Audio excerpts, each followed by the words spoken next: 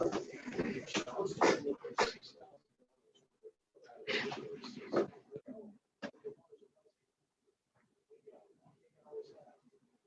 you going? So far, by the look of it. What? That doesn't look right, but I guess it is. Oh yeah, there's Nikki, Hi, Nikki. I think. Hi, Bill. How are you? I can hear you now. Okay, good.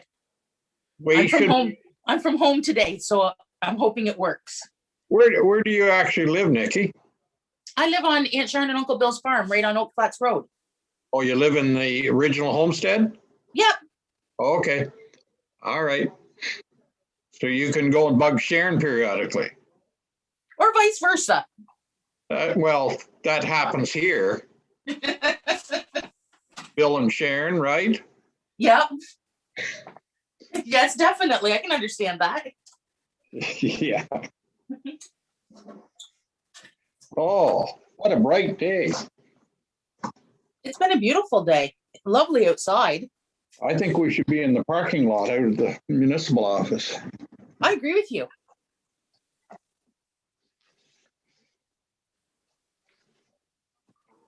I might have to put sunglasses on here. I have a big window in front of me.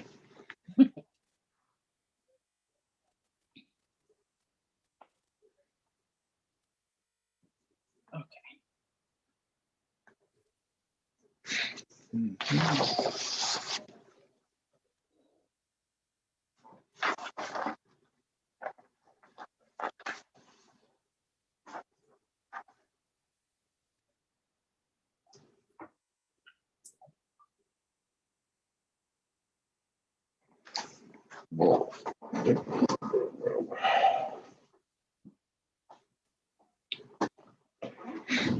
I see North Frontenac passed their budget already. Yeah, it was in the paper yesterday, wasn't it 1.7? Yeah, And wasn't the South 1.5? I'm not sure. I didn't see any stats on the South Frontenac one. My gut's telling me I'm pretty sure that's what I read. It's actually, I think staff have given us a pretty good budget here. Oh, it's a good budget. I agree with that. The numbers are good.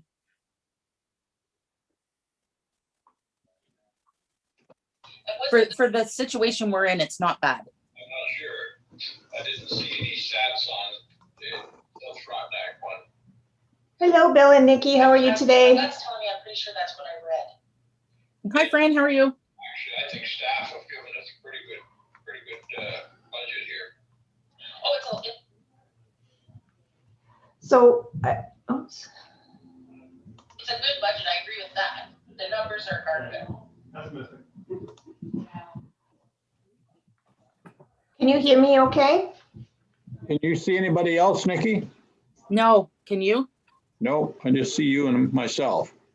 There's not that thing on my iPad where I can hit to see all the pictures. Galaxy? Can you hear me? I can hear you. somebody. Okay. I just wanted to let you know that I put up I did start the live stream of the meeting at 1 and put up a slide just to notify people of the time changes. So we are streaming on the website and just waiting for folks to join in. But because our ad went in the paper for 1 o'clock start time, I wanted to put a notice, or like we put notices on the website, but just in case people didn't see those. So we started the meeting with the slide at 1 o'clock, so you know, and I think we'll have more people joining in shortly. And Elwin's not joining us today. Oh, he's not. Okay. No, he had a personal commitment. Thank you for letting me know. Okay. I'm just going to mute because I'm going to shuffle some pages here.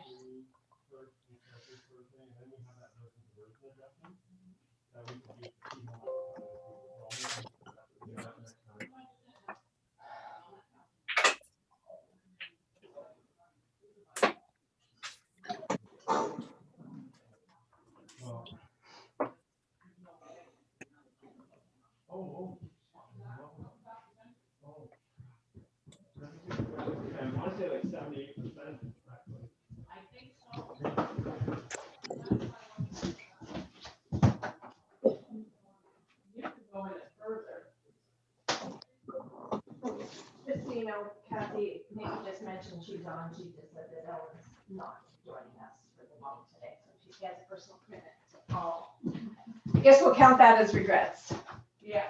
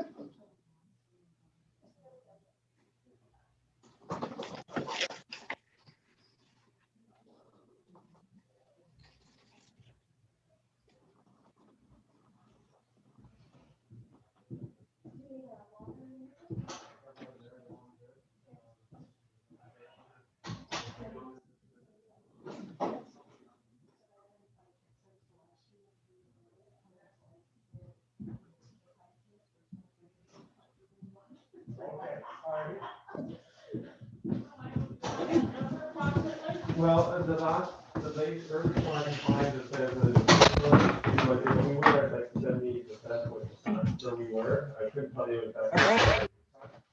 But that was put somewhere around $8 million. Yeah, I think it's.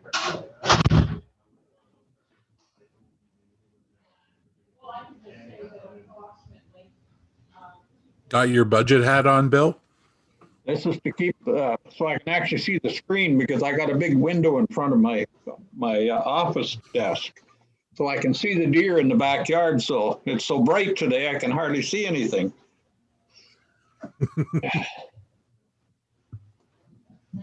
Well, I know federal finance ministers get new pairs of shoes before they go into a budget. I just didn't know we were doing the hat thing today. Well, we'll see how long it lasts here. You might actually start a trend.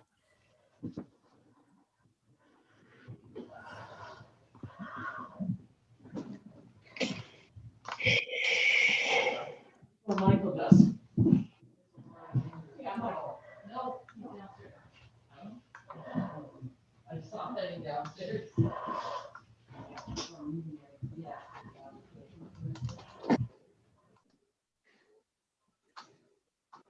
I was wondering if maybe it was so bright, it was the light reflecting off my hair.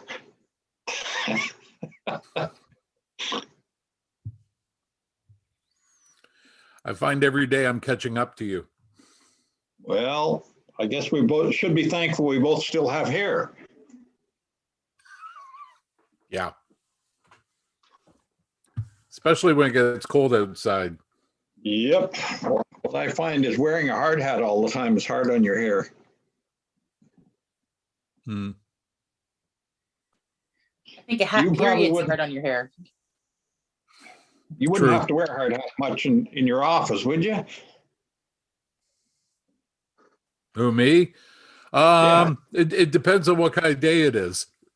Or how really the students are? Well, when you're working remotely, it can only be as unruly as Godfrey gets. So, but Godfrey's a pretty wild place. Well, I know some people that live not too far from you that are certainly wild. Hello. Let me see. I know some that share my house who are like that. Hi, Pete. Can you? Hi, everybody. Sure, if you do order. Hello. Hi, Tom. Hello. Hi, Brent. Hi, Kathy. I wanted to be like Bill today. I wore a tie. Oh yeah, because I was gonna say you made it back, Tom. I did. I just got in. Oh, good. Didn't even get my clothes changed yet. So anyway, we're good. Good, good. All right. Beautiful day out there. Yes, it is. The sun's beautiful. is. I didn't get out at all, so I ate my lunch here quickly. So we were at all these meetings. Is that your lucky hat, Bill? I'm just gonna pop out for a second. Oh, look, he's got a hat. Maybe I should go get my maple leaf hat.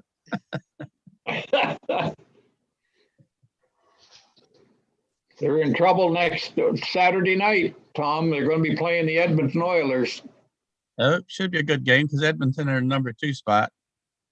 And does Toronto have any of their injured players back yet? I don't know. I haven't heard. Some of them are day to day, and I really haven't heard. So I'm going to go off video because I'm going to have a bite of a sandwich here.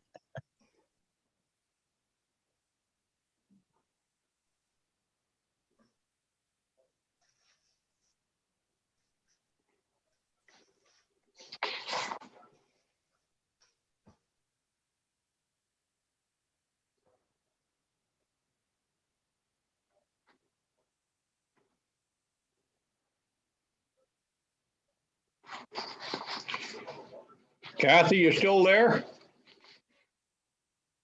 No? Does anybody have any idea how long this meeting's going to last? 4? We'll be done before your supper, Bill. 4 at the latest. Because I just got a call from a guy that is stuck in the woods and wants me to go with the skidder and pull his truck out. Oh, gee. Oh. I would think we should be done by 4, if not before. Depends on how much questions, but this is only the first round, so we've got the other one on the second, so.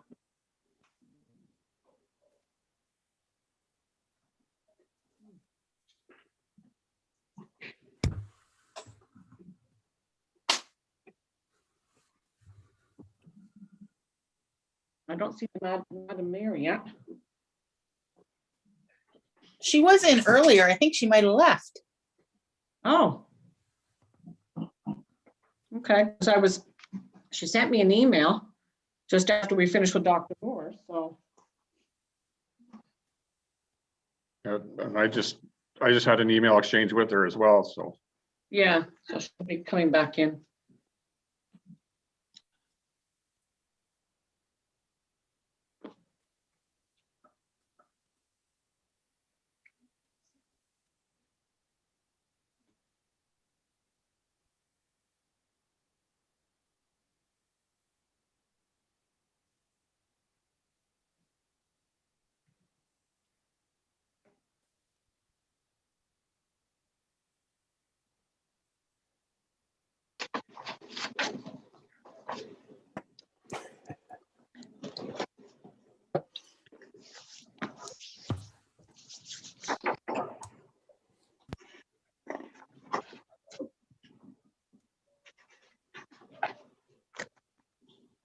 I said the cowboy is at it.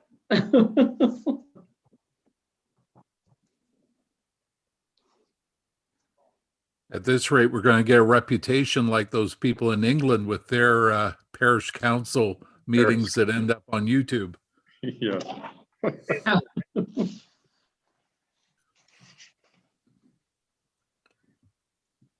Oh.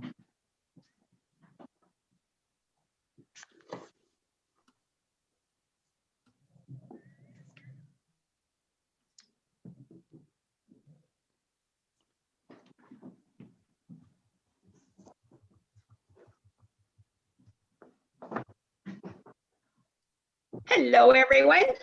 There she is. I'm here. Just got off another call. Yes. I know you had one at 1:15, wasn't it? Yes, yes. And I told them I could only stay till 1:30. Yeah.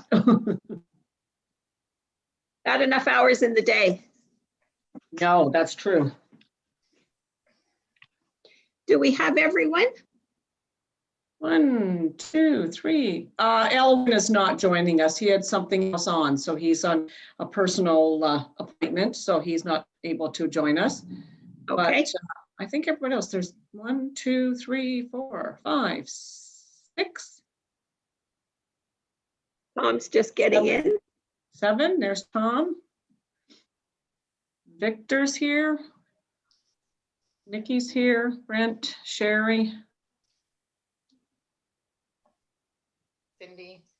And Bill's got his cowboy cap on. Wow. Oh, so we've got Tom and Cindy, and certainly with you, Madam Mayor, Brent, Sherry, Victor, Nikki, Bill. Yeah, we've got them all.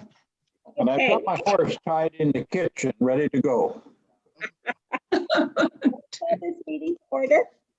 Do I have a mover and a seconder to accept the agenda?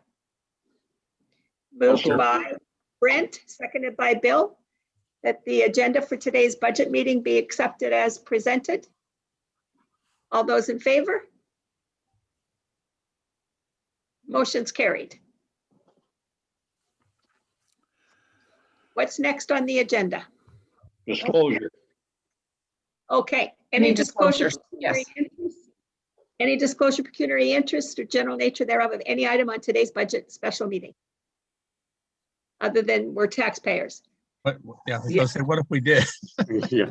We all, Okay, we'll note that in the minutes that there's no disclosure. And where do we go next? I don't have an agenda in front of me, obviously. No, okay, we just sort of, I was talking with the managers. I can start. Okay, I'll start and then and I'll have Michael as well. He can add in some things too, just so that council knows that this budget for certainly it's a first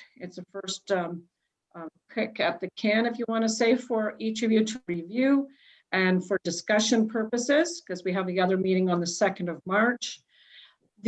As we met with the managers, they put the budgets, together. We sat down and there was a number of capital items. And I said, no, we're not going to be able to do some of these things. So actually, I said, we have to start cutting. So thanks to the managers for looking at their budgets closer. We did do some cutting, and certainly with some capital projects. We probably cut approximately 6 million out of the budget. So you'll find that with this budget, it's down considerably from what they first were, because I said, no, we cannot take that. We're going to have to do something. So, Tyson had some of it's the capital, it's the big project. So there are some you're going to see, some of the roads that we just cannot do this year, making capital unless we get grants for some of those. So I just wanted to let you know at that point. Also, too, if you're interested, I have in our CAO's meeting earlier this week, I had each of the Frontenac did share where they're at with their budgets, because I think they haven't finalized, or they're pretty close to finalized. Was North Frontenac is at 1.7, Yeah. County's at 2.1, South Frontenac is at 1.5, and the islands is at 3.8, and that's tax levy.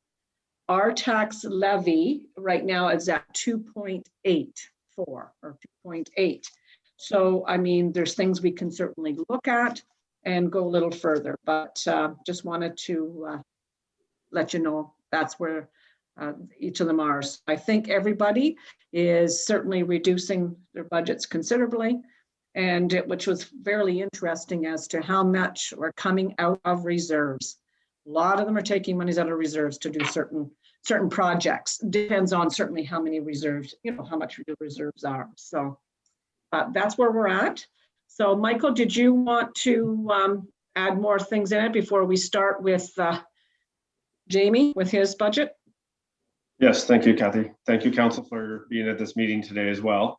Obviously, the draft budget you can see is a net increase of $252,000, as Kathy already mentioned, 2.84% levy increase. The tax rate draft is 1.3%, which equals this is in a document, sorry, that you would have already received, but $16 for every 100,000. So I'd just like to point that out, that is what is coming out of each person's pocketbook for every 100,000 in assessment, or on an average home, about $3 a month. So the operating budget is up about 469,000. Capital is down 217,000.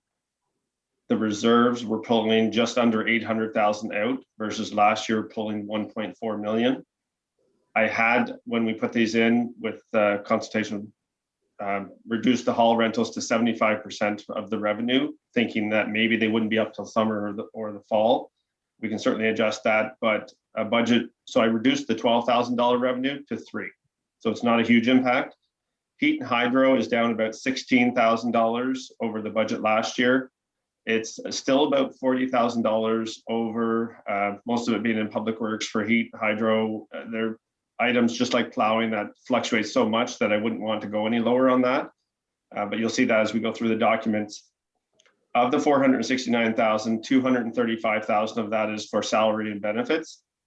There's 4 new positions basically that start around the June mark. A new building inspector, a new clerking position, an engineer asset management coordinator position, and there's a red grant position which Tyson and Adriana have applied for, council knows, and that position really was in a capital project before, so it's not exactly an increase, but it does fall into those numbers. That's about 129,000. The other part of that 235 is for benefits, which includes OMERS, CPP. CPP is about 21,000 of that. OMERS is 18,000. And health and dental is about 38,000. So last year we had a 18% increase, which of course was not budgeted for that much. And we have a 5.9% increase in benefits this year. Last year, to try and offset that, we do have staff paying a $5 deductible for prescriptions and $50 or $100 for dental, depending on if they're family or single. I think that's a lot of what I had to go over. Obviously, the other numbers, reserves and whatnot, are higher than they were before, but we are still probably lowest to our comparators of North and South by half or 70% lower. So our reserves are, even though they're higher than what they were before, they're quite low in comparison, and they really are, in my mind, a better safety net than having to take out loans. So that $3.4 million loan that's in the draft budget right now is part, would put us up to about a 50% of our annual debt repayment borrowing limit, which to me is a comfortable max. So we wouldn't be able to take out any more loans, in my opinion. At least I wouldn't recommend them until 2024, unless it was for a project that was going to have a payback within 3 to 5 years. There, I think maybe it could be worthwhile. Yeah, that's. I think that's all that I need to add right now. That's enough talking. We can go through Jamie's if he's ready. Okay, so we're going to start with fire. Yes, we're going to start with fire. Let's wait till everybody gets the document, which Is that on page 14 of what we have? page 14. I believe probably about right. I was just trying to increase the voice. Madam Mayor doesn't come across very loudly. Okay, sorry about that. Oh, it's okay. I just wanted you to know what I was doing. Normally I'm too loud. I have the same problem. So which document do we want to go to? And Cindy, I don't think I have permission to share my, I do, sorry. Let me go over there. I want to do this one. Share. Okay. Actually, it starts on page 13, I believe. Well, that's why I'm just trying to figure out which document we're going to go with. Page 12. Well, on page 11, it says total fire service administration expenses on the sheets that I have in front of me. But then you got fire services starting on page 10. Yeah. Nice picture, Michael. You have a picture of your kids. Oh, is that what you guys are seeing right now? Sorry. Yes. I thought I saw that over. Anyway, it doesn't matter what I did. I was moving things around, I guess, too much. Okay, but how do I? What is the account number? I'm confused. I'm looking at a report here. What is the account number? When Bill's talking about a page 11 or 12, I don't see fire. Okay, so I'm trying to get the document up here, Councillor Dewey, and I'm seeing my PDF, but obviously you guys aren't seeing what's on my other screen. You're still seeing my kids? Yes. Fudge. How do I get that on there, Cindy? So that's why, sorry, Cindy's coming in. Let me just move this over here just a second. On my sheets, page number 10, it says fire services and it starts with fire service revenue. Yeah. Okay. So if you click on. That's- up there for a sec. Yes, my sheets, it starts at page 10 and goes to page 15. Yes. On the GL account level detail, yes, I would start at page 10. Sorry, I'll Yes. bring it up here in just a second if I can get myself muted too. See that right after civic addressing revenue? Yes. Total technology, civic addressing. Yeah, it's right after that.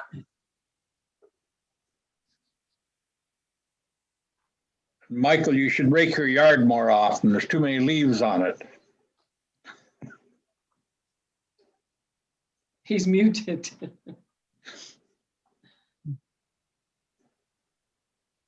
Not easy to do a budget by Zoom. There he goes. There we go. Now he's got it up. There we go. So now I'm unmuted. And we- now, And it looks good, Michael. We see what, that's page 10. Michael, was oh, it that's good at least. It's one step forward. nice in here? Was this circulated from you or Cindy? From Michael. Pardon? Okay. So this is what I would have emailed out. Yes. Yeah. So how do I get? Is that bigger, Michael? I can.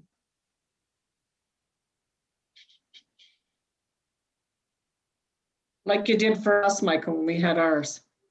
You don't end up seeing the whole screen, which is okay. This is the major column right now anyway. So is this, so there's fire services. We're on page 10. Is that big enough, Madam Mayor? You can't expand the whole thing, like, I can see all the people and a little square. Oh, Is that what everybody else is seeing? I might need Cindy's help again, but I can't see any. You can go up. I have a full screen. Do you? Okay. Mhm. I don't know what I'm doing here. Let me see. Do you have one screen or two, Fran? Just one. Okay, so the only thing you could do is to minimize the view of the participants Yeah, to the I got it now, smallest. Cindy. Okay. There you go, Councillor McDonald. Now there are no leaves to rake. Well, it's winter time. Not now. I'm in La La Land. How so- best did we do this? Just highlights? Well, I think as we're going through, as Jamie's presenting, we can, like we've done before, I think, start here on page 10. Does anybody have any questions on that page before we leave it? If not, we go to the next page and we address them as they come up. That's okay? And Jamie can certainly hit the highlights. Yes, good idea. Becky, thank you. So. Yeah, through you, Madam Mayor, I guess going through the operations budget, it's pretty much similar to last year's operating budget. It was kind of hard to project because of the way COVID was last year.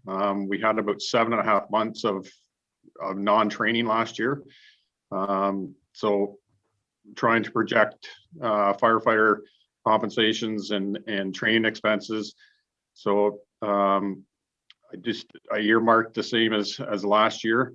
There was a couple of areas with the fire training and the EMS training. Move some funds around there with the goal of the emphasis on starting this year with the firefighter 1, firefighter 2, and hazmat certification training for CFFR. That going through, we left the wages as is for this year, which we should be all right, even with the increase with the training. Just a couple of the highlights, there was a larger increase with medical supplies and firefighter foam, and that just the course, the medical expenses are all due to COVID. And instead of coding it to COVID, we wanted to capture it properly within the fire budget and allocate money accordingly to that. And the firefighter foam is, we had 4 calls last year that exhausted our, and actually we went over in that area. So it's just to restock our stock and have a little extra there as a buffer in case we have to get more. So you're on page 12 now, Jamie? Yes.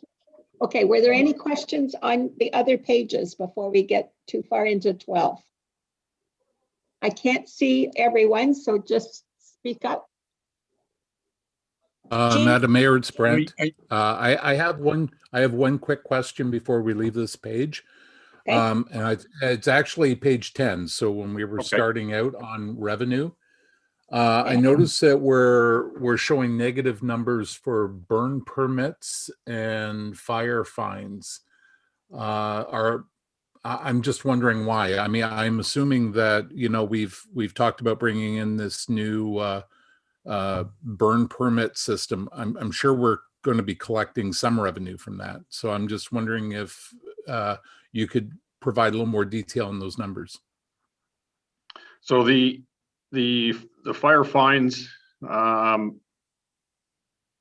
think it is the matter that revenues are in brackets. Is that not true, Michael? Yes, Madam Mayor, sorry, I was interjected with what's the, I heard what Councillor Cameron was saying initially about negatives, and those are revenues. That's how they come across. Yeah, it doesn't mean we're not going to get them granted, just that's how revenues are shown as bracketed. As bracketed, correct. Okay, no, that's perfectly fine. I just wanted to make sure that, you know, we were actually reflecting that some money's going to be coming in. Yes. Right. Okay, somebody else with a question? Through you, Madam Mayor, it's Nikki. Chief, you have down on page 11, Firehouse. Is that just a typo that you haven't typed in, changed the name of the new system that you're using? And it will be that same cost as Firehouse because you switched to the new system? Correct, Nikki. It's just we haven't adjusted the Firehouse to crisis now. Crisis. Okay, perfect. Thank you. Councillor Gowdy, the fire chief, acting fire chief, didn't pay the fee for me to switch the name in the financial software, so I didn't do it yet. I'll get that done, Jamie. Thanks. Thanks, Michael. Okay. Any other questions? Okay, let's continue on page 12 then. So on just a couple highlights on page 12, our vehicle repairs and maintenance. Can you talk about a number? Like when you talk about this, we used to have numbers on the side. Can you give me an expense number? Like I'm having trouble jumping around here, trying to find the exact line item when you're talking about it, Jamie. Like what's the account number? So it's 0402 71868. 78. Okay, right, I got it. Yeah, so vehicle repairs and maintenance, you'll see quite a drastic decrease over last year's budget. That was due to last year we had to replace tires on 8 vehicles. So that's where the 30+ thousand difference is this year, less. Also, having the second mechanic now has also helped as far as reducing costs. We're not farming out as much work. Chris and Bob have been doing a great job with the fire fleet and keeping things up and running. Yep. Jamie, through you, Madam Mayor. Are we doing in-house safeties and all on the fire vehicles now rather than farming that out? Through you, Madam Mayor. We are still working towards, there's still quite a bit of work to do between Tyson and myself to get us set up to be able to do our own safeties. We pre-safety all our own vehicles before we we sublet them out for the safety. And then it goes for its safety. And again, we're at the mercy of that mechanic that does the work. But if they do find that there's other work that needs to be done, we'll bring that and do it in-house. Okay, thank you. Jamie, on the second line item there, you show a reduction in insurance for 21. That seems a little odd for the insurance. You would think it'd be going up because last year it was 20. That's on your second liner, account number 70023, down to 18,000, and last year it was 23. I mean, is that right? That's Councillor Dewey. That's what I would do. Let me look into that exactly, but our insurance stayed about the same as last year. There may have been a better allocation of it. I'll just try and look into that while we're having the meeting. My thoughts to that, Councillor Dewey, is we have 2 vehicles that were taking off the road last year, and which we're not paying insurance for now, and they'll be going out for tender here right shortly.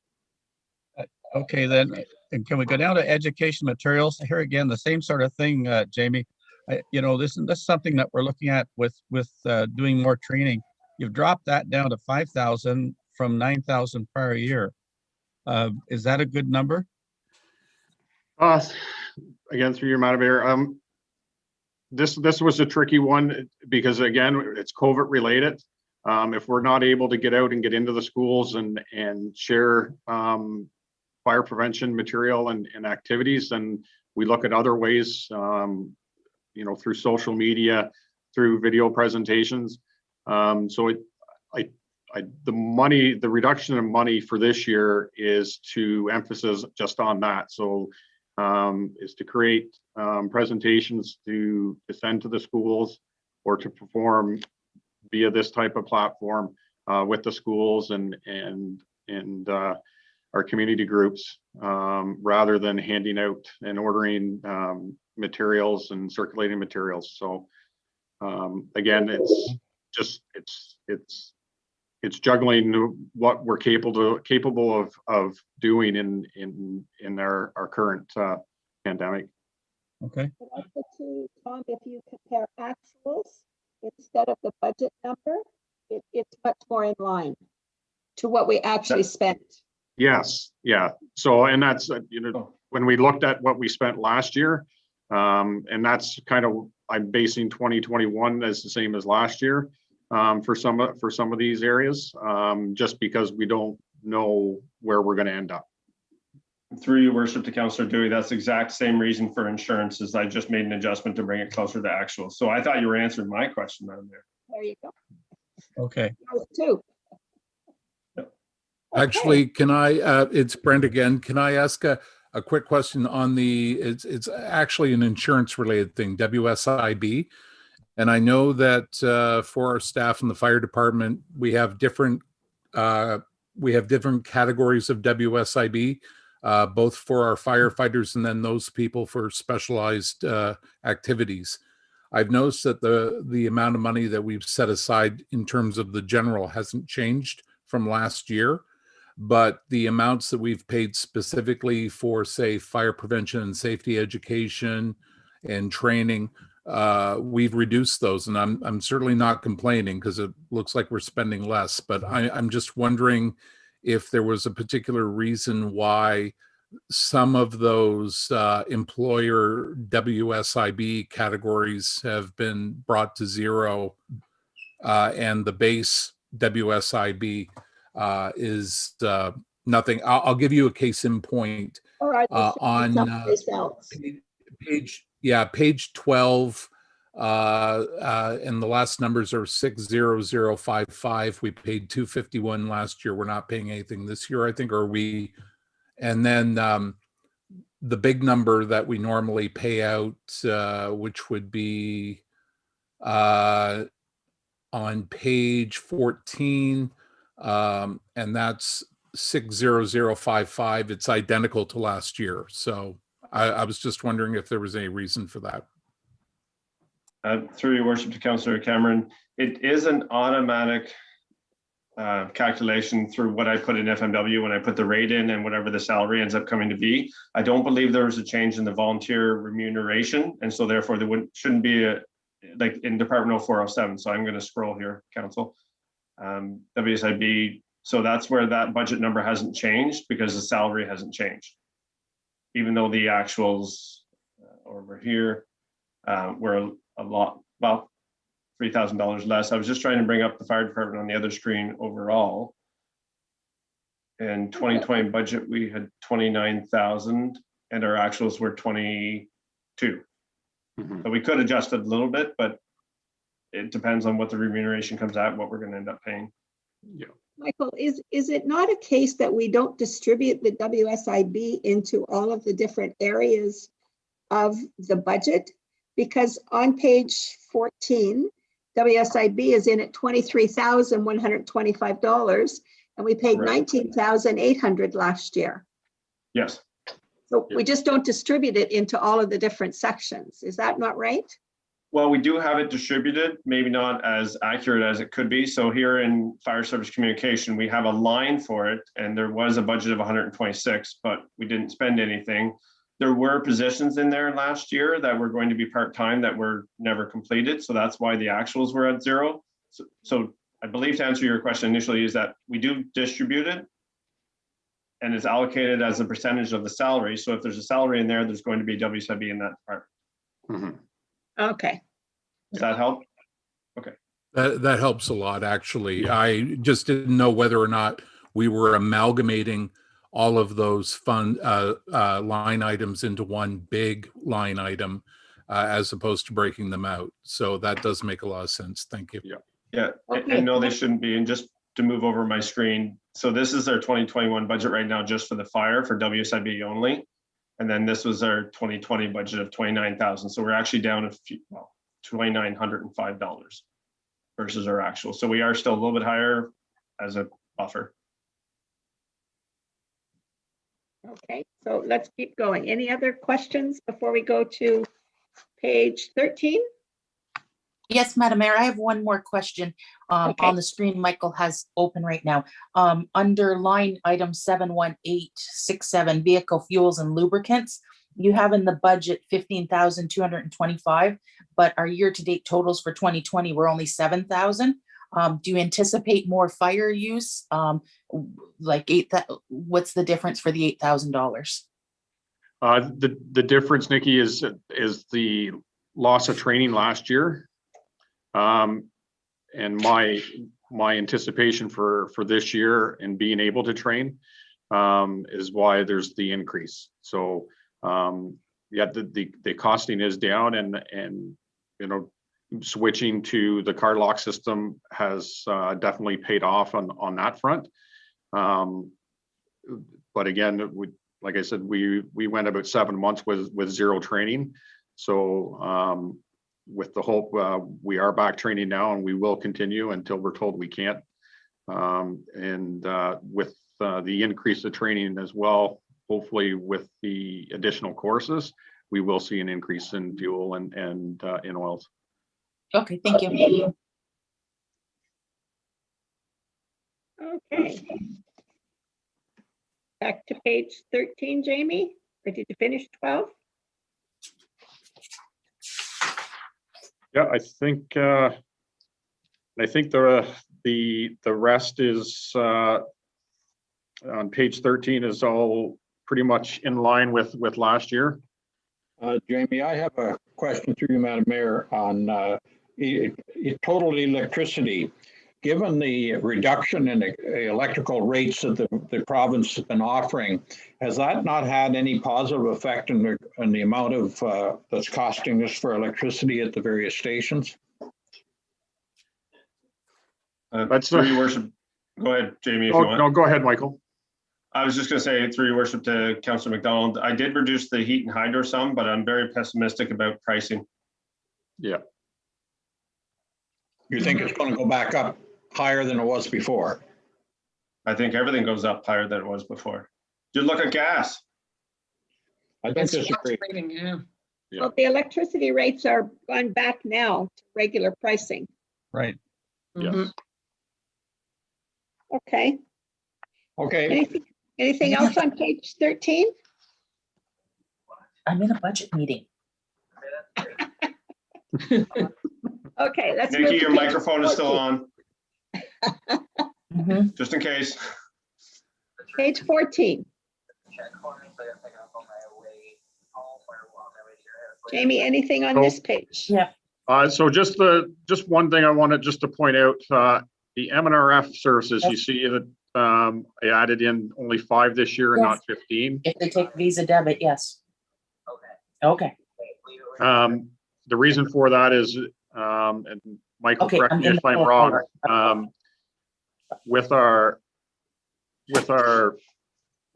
each year, so a portion of money that goes into reserves is allocated to M&RF services.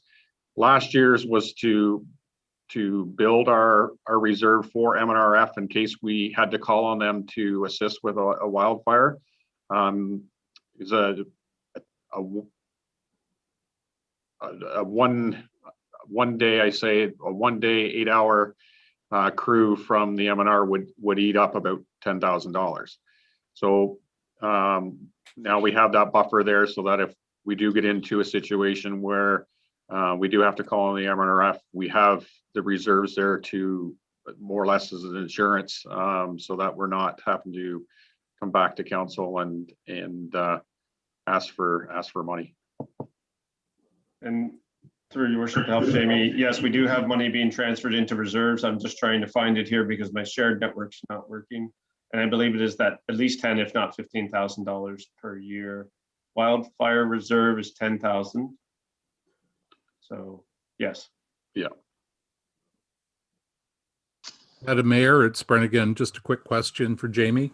I'm seeing, I think it's 70522 personal protective equipment.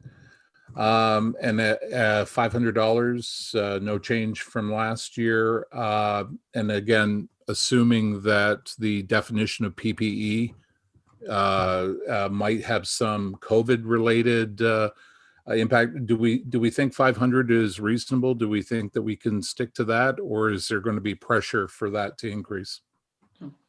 Through you, Madam Mayor, with the personal protective equipment, most of the equipment now is time-stamped to NFP standards, and so it's on a replacement cycle, and I've been trying to move those items to the capital side rather than the operating side. The personal protective equipment, the $500 is I guess like the safety glasses, ear protection type items, the lower cost items that are consumables that would fall under the operating. Also too, would we not be Okay, able to so make just, both sorry. Michael and, sorry, Brent, beside Michael and Jamie be able to know, we probably could use some of our COVID money to go towards this if need be. Is that correct? Yes. And we spent I thi- I- $700. yeah. Mhm. in I think my 2018. question, sorry, I think my question was because again, personal protective equipment that can be interpreted a number of ways. Safety goggles if you're working, or ear protection, as opposed to what we all are used to hearing for PPE. So Yeah. The definition of what PPE means is, I think, just wanted to get that clear in my mind. Yeah. It's changed over the last year. Question, Your Worship, to Jamie. Jamie, you didn't comment on the volunteer remuneration. It's count number 60010. We only spent 114,000 there last year, and this year, and we budgeted 185. We're budgeting another 185. I'm just wondering, why did we not spend that whole 185? Because did we go down a number of volunteers last year? And are you expecting to raise that number up this year? I just wondered. That's a $70,000 difference from last year. Through you, Madam Mayor, again, to Councillor Dewey, we had roughly 7 months of no training activities. So that's 7 months of lost remuneration to the volunteers. So Michael and I had the conversation as well as, should we look at lowering it? I'd feel more comfortable leaving it as is from last year, because my hope is that we continue our training as we are now, as well as increasing training as we move into the summer. Okay. Makes sense. Jamie, one more question. Do you have a plan for recruitment to try and get some, and I'm trying to say this this politically correct, some younger blood, like, Through you, Madam Mayor. not to offend anybody, Everybody's great. That's one of the biggest hurdles that we face, not even in Central Frontenac, but North Frontenac, and I know South Frontenac as well, is recruitment. We do have 2 firefighters that will be joining South Frontenac's new recruit program, and they'll be going through the recruit training program with South Frontenac starting in May. And we will be looking at another blitz to try and get some blood of various ages.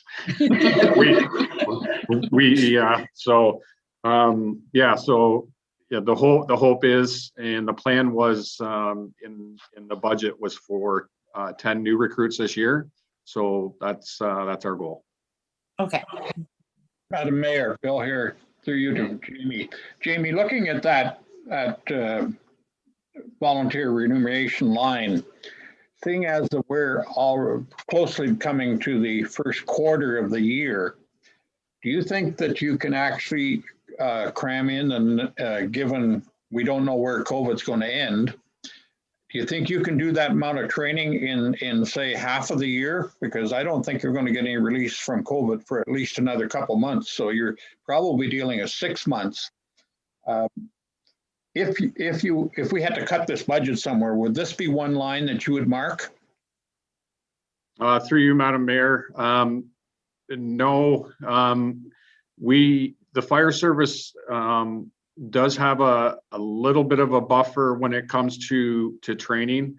The fire service, career and volunteer, are permitted to continue training even with restrictions. The direction has been we have to use common sense. We plan our trainings so if we have more than 10 people at a training night, then we break into groups and go to different areas of the halls. Of course, while we're at trainings and while we're at calls, we wear our face masks. So the hope is to continue training the way we are. The new training program that we're looking at to certify our members takes roughly 6 to 7 months to complete, and it's just working to get the commitment from 10 firefighters this year to do that. So okay, I'm satisfied with that. Okay. I have a question on the next page, but I'm satisfied with the answer there. Okay, are there any other questions on page 14? If not, let's move to 15. And that's the grand total. No, I have a question there, Madam Mayor, to Jamie in regard to the line about dry hydrants. That's 70370. How many of those do we have installed now, and how many more do we have to go? Through you, Madam Mayor. So the dry hydrants, we have 1 installed. We have enough supplies in-house now to complete 9 more. And so the monies in this year's budget and next year's budget will be going towards installing those 9 hydrants. It's hard to estimate the cost to install the hydrants. If it's a quick and easy install like the one that we did to start, you're looking at roughly $2,500 to $3,000 for the install. But if we get into an area where we have to do more excavation and more work to satisfy the Conservation Authority, then you know, we could be looking at 10 to 15,000 for just a single install. So that's the hard part with projecting the installs. So we'll work with the money that we have and get as many in the ground as we can each year going forward. Okay, any other questions on capital? Madam Mayor, it's Brent. I just have two quick questions. I know we had a line item 70370 fire station equipment.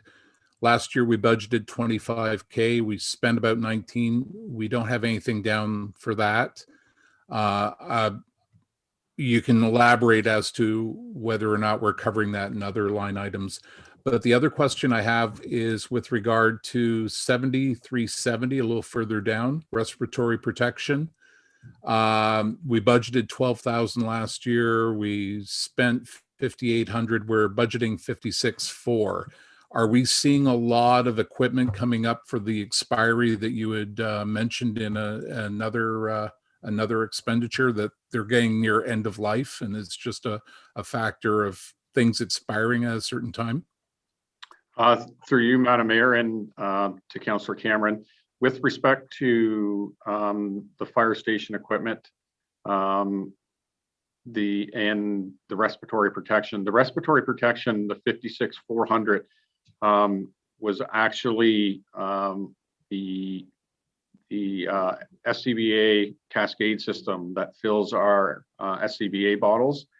The compressor itself started to fail in November. We had a technician come in and look at it, and the longer that it was working, the increased chances it had of putting gases into the air. So at that point, we had to get it replaced. Now, in the 56,400, and Michael, and this is where I'll need your help. We had money left over in respiratory protection and emergency response equipment last year to cover the cost of the compressor, and that was to be transferred over to this year because the invoice just arrived. Yes, so through your worship to Councillor Cameron, this difference here, the 12 to the 5868, would have been part of the unfinished projects at the end of the year that would have been transferred into reserves in 2020 and is being pulled from reserves in 2021, along with other money to match that purchase. So this 56,400 is offset exactly into transfer from reserves. Okay. So there's no impact to the tax dollars in this year, just to our reserves. And I don't know, Jamie, if you remember the fire station equipment. Fire station equipment, we moved to 2022 because we felt that was one project that we could push off. Yeah. Okay, that all makes sense. Thank you very much, gentlemen. Yep. Welcome. Okay, any other capital questions? Through you, Madam Mayor, I have two as well. Okay.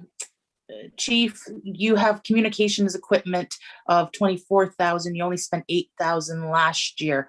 What would the difference be there? And then my second question is under building improvements and maintenance. We've budgeted a lot for the past few years, but it never seems to get spent. Is there a plan there for what you would like to spend? Through you, Madam Mayor. The communication equipment, we did some more testing last year with our radio system because we are still finding, we have the two big towers, and it doesn't matter where we put the repeater, we open up other blind spots. So instead of going into a great big multi-million-dollar project, South Frontenac did a test on in-vehicle repeaters, and it was very successful. We've been doing some testing as well, and what it is, it's actually a repeater that goes in the pumpers, and the ground operators that are on the handhelds that normally wouldn't get service will now get service because it bings off the mobile units, which are stronger units, and hits the towers. And it's worked really well. We had a call over on the west end of Arden Road. We were down in a gully. We used the test unit and we could talk to dispatch, no problem at all. So the addition there is to install four of those repeaters, one in each one of our pumpers, so that we have that capability now. Excellent. The OPP have that, isn't that correct? In their cruisers? It's similar. It's a similar theory as what the OPP have. The OPP are digital, I do believe so, but it's the same principles. Right. And sorry, And Nikki, your second question.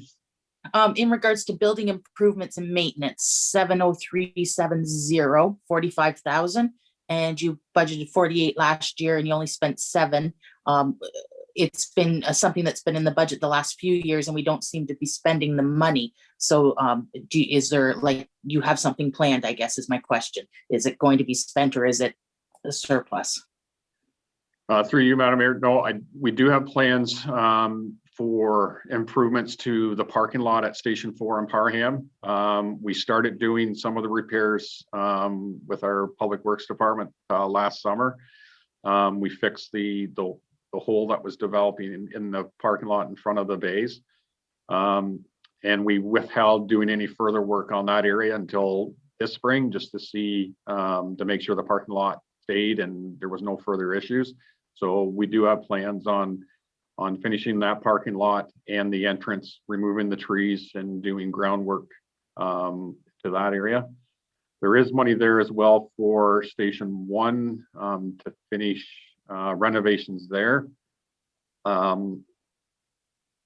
Jamie, we have apparatus floor drains. Yes. Are in there as well.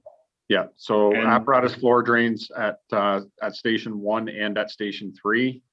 And painting at Station 2. Okay.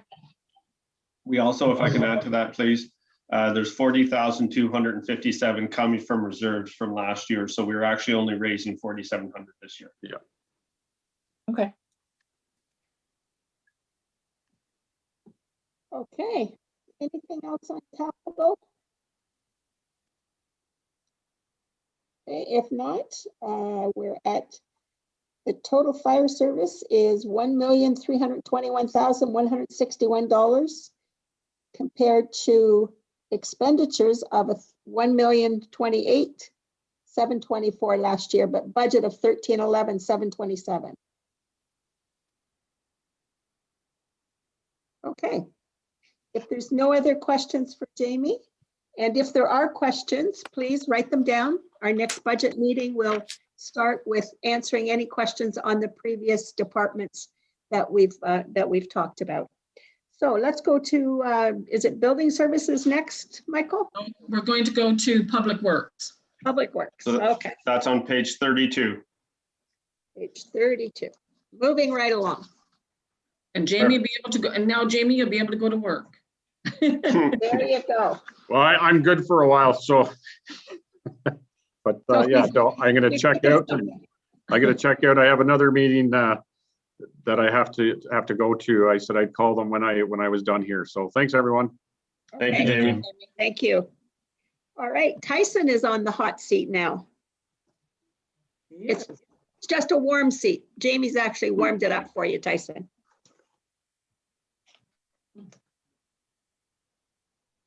When did he go? I didn't. He's there at the bottom for me. Oh, Can you hear me? We can hear you now. No, I see him now. Good afternoon, everybody. Good afternoon, Council, Madam Mayor, and I'd like to start by thanking everybody for coming, and thank you, Michael, for all your hard work so far. Likewise. Okay, I guess we'll do the same as with fire, Tyson. Just sort of hit the high spots, or if council have specific questions on a specific line item on page 32. Madam Mayor, if I can just make a general statement first, council will see that the salaries are budgeted about the same and the actuals are quite different. That's still something I wasn't able to get to last year. We budget a certain way in the FMW, but somehow the import is not coming across. All the salaries are fine across the different departments, but you'll see different lines between the garages and whatnot. Okay, And same with benefits. okay. So when we compare the actuals to the budget, there is a reason that there's such a wide range. Correct. Yes, and it's Michael needs to get button gear. Okay, that's good to know. That saves a lot of questions and the same answer coming up. Yes. Okay. Wow, insurance is high, eh? Is our insurance actually actual, Michael? Like the numbers are in for this year? The numbers are always in fairly early, yes. The reason between the budget and the actuals here is a couple deductibles, thank you. Myself, I guess apparently, but deductibles that you don't know. I was on a presentation earlier today talking about that and joint and several liability, but it's a precautionary to have them in there. Seems inevitable. Right. Okay. So nothing on page 32. We will go to page 33. Okay. Anything here? Madam Mayor, Go ahead. Madam Mayor, it's Brent. I do have a couple of questions. And thank you, Michael, for the previous, because I had a question on that page and you took care of it with your statement. So I'm down one. I have a question about line item 70515, health and safety. And we're budgeting the same amount as last year, 10,000, but our actuals were only about 1,900 last year. And I'm just wondering about, are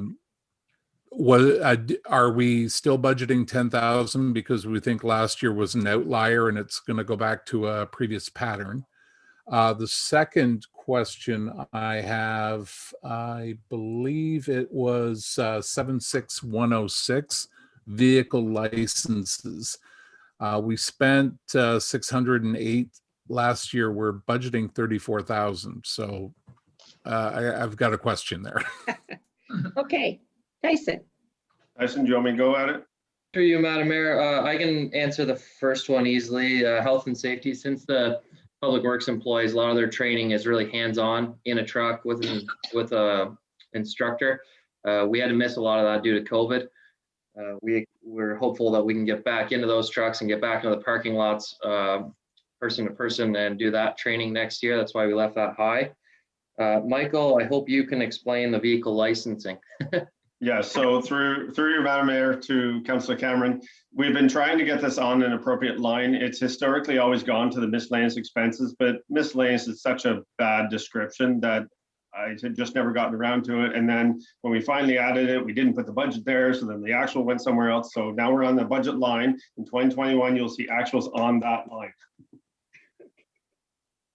So the miscellaneous is license. The vehicle licenses were going to that line, yes. Right. And that's why the actuals are 608 on the one line. Go ahead. I assume that almost takes into account the difference on miscellaneous just below it. You know, you could almost swap those numbers out and see the difference. So that if that's the case, that does make sense. Correct. Okay. Okay, any other questions on page 33? I have two as well, Madam Mayor. Okay. I had three, but Brent just asked one of them.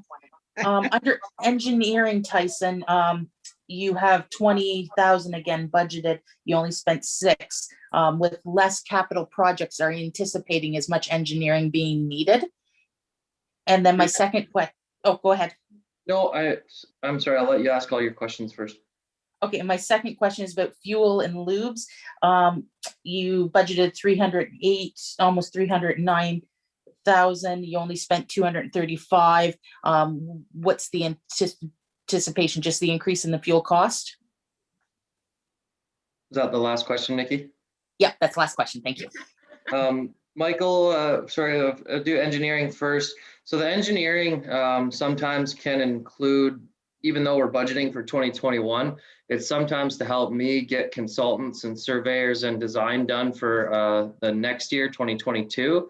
So even though we don't have a lot of capital projects in 2021 happening because of the low budget, we're really hopeful that we can do some more in-house stuff in 2022. And I hope to be able to get the design on the shelf for that. There's also the more design work to do on Westport Road, because even though we won't be able to do that project this year, I'd like to have that on the shelf in case we apply for a grant. Okay, perfect. When it comes So to through your fuel, worship, so go ahead, Michael. I thought you were going to want me to jump in, Tyson. Sorry. So through your worship, Councillor Gowdy, the fuel did go up by $18,000 per an inflation calculation that we have. If Tyson thinks that's appropriate, we can leave it at that. If not, that's why it's up and then I would be concerned about the prices, especially the way they've jumped the last couple of weeks. Such a fluctuating factor again. Through you, Madam Mayor, it is a fluctuating factor for sure. I think it's worth taking a closer look at after the meeting, Michael, with you and I, especially now that we're tracking it better between us and fire. Sounds good. Are you bringing the food? Oh, no, I meant after the meeting as in maybe next week. Yeah, not after doing all these numbers today. Okay, and the next section is basically per vehicle. Just, Go ahead, Tom. I was just going to ask a question with regard, and I've asked this before, but I know Michael's got this new software coming out, and when I look at all the maintenance costs for these various vehicles, I know I've asked with regards to having these vehicles on a replacement schedule, so we could take a look at them, because some of these dollars we're spending on some of these vehicles, like, I don't know, they doesn't look like they're that old, and we're putting a lot of money in them. How soon will we be able to get a report that shows we've got XYZ vehicle and it's going to be replaced in such and such time, so you can compare some of these repairs to that vehicle? Through you, Madam Mayor, I think Michael and I's goal is to have those kind of reports within the next couple of years. But Tom, can you give me an example of one of the vehicles you think is really high on maintenance?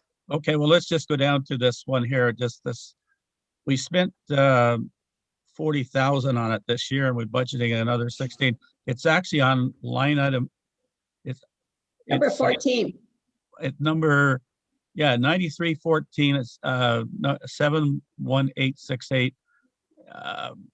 It's a Sterling 2T, whatever that is. Is that a tractor? Is that not the insurance one? That's our vehicle that was, it should have been a write-off. Insurance wanted to put a new motor in it. The new motor cost X amount of dollars, and now the frame is bent too, which they didn't catch in the initial inspection. So we're going back to the insurance company to try to get them to, first of all, try to get them to write it off. Unfortunately, they're probably going to try to want to replace the frame as well, but we don't have answers on that yet. So that's an outlier, Tom. Okay. So just to add that, we did get $24,000, sorry, from the insurance to offset that 40. That's right. And now it's looking like another 20 or 30 or 40 to possibly repair this frame if they do decide to go ahead and fix it. Okay.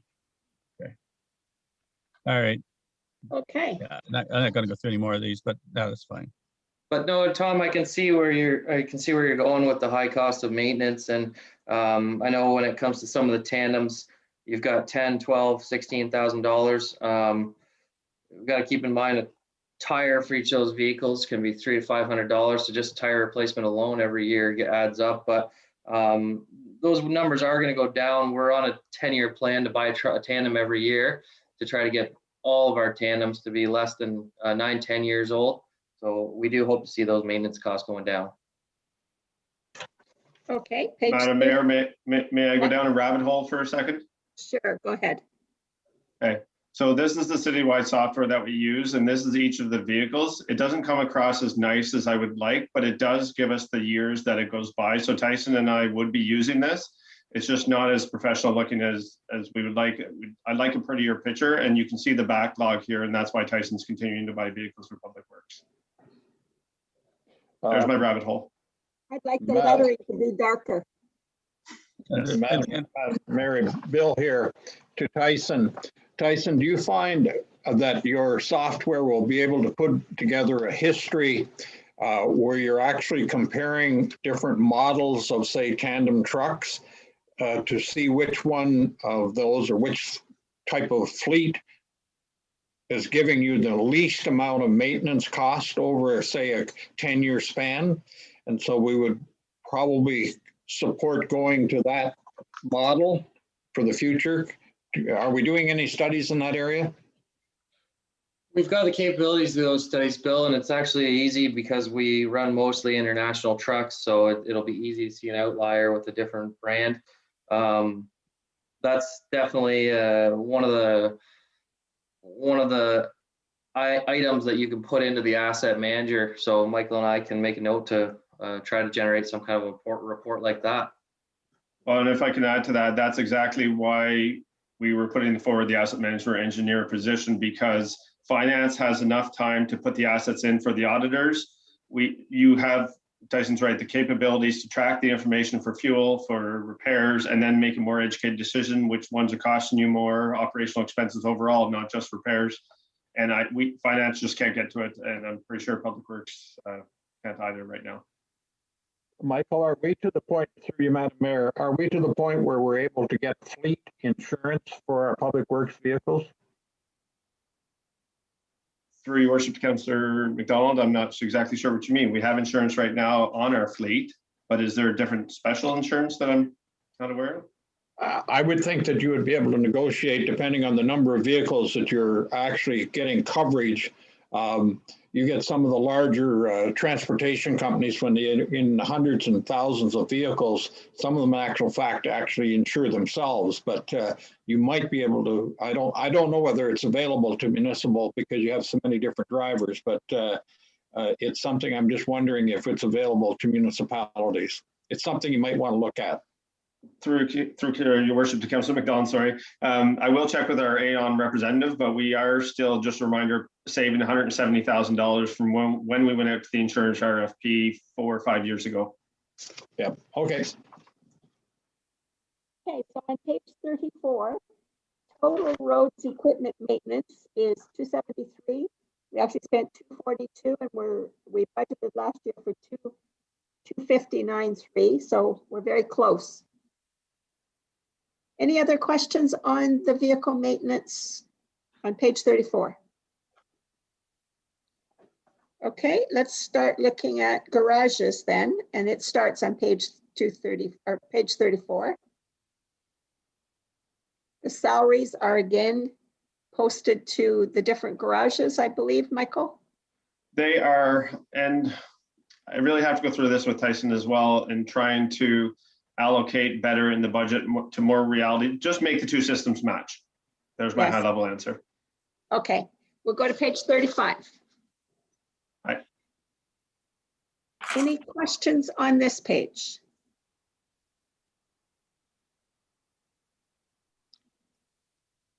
These are standard costs for each of the garages. And again, salaries tends to bring that number up in each of them. Any questions on page 35? Hearing none, we're going to go to page 36.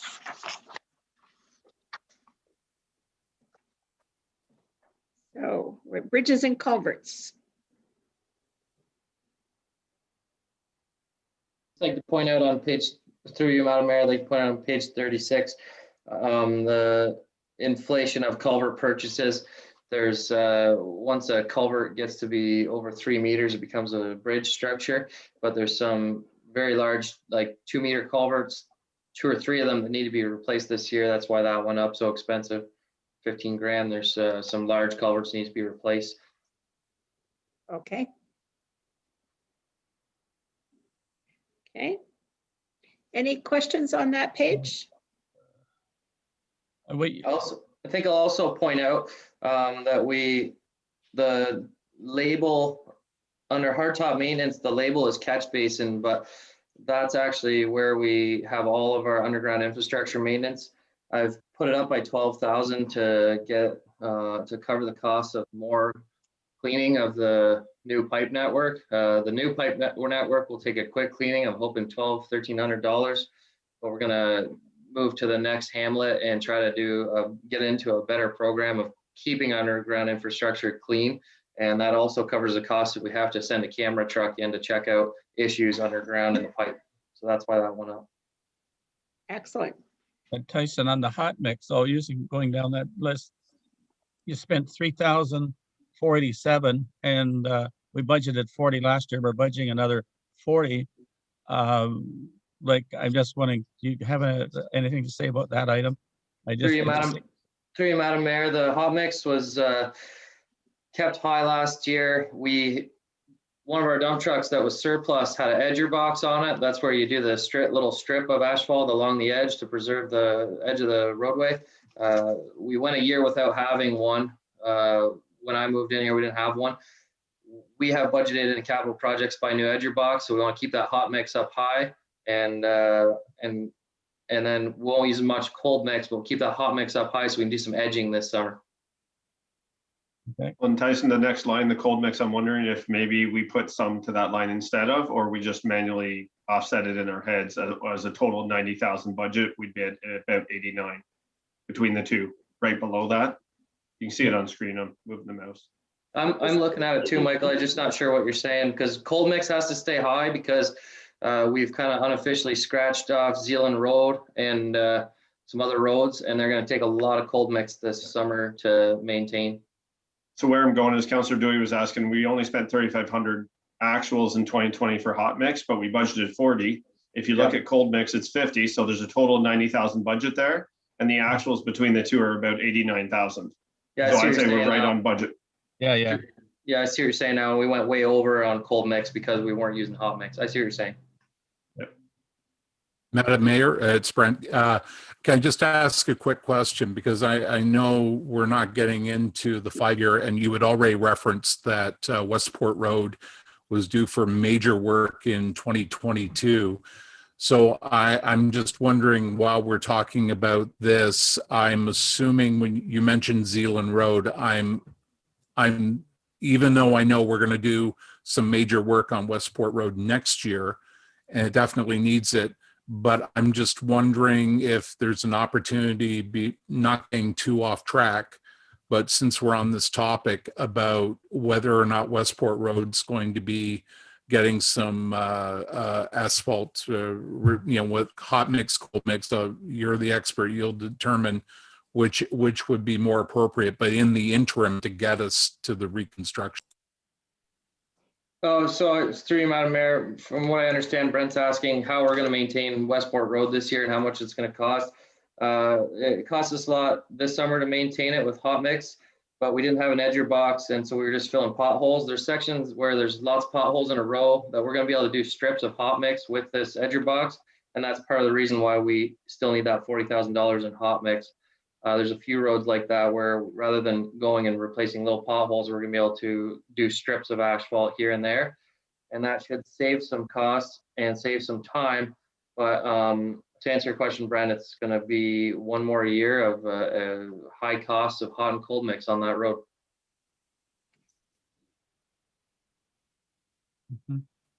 Thank you.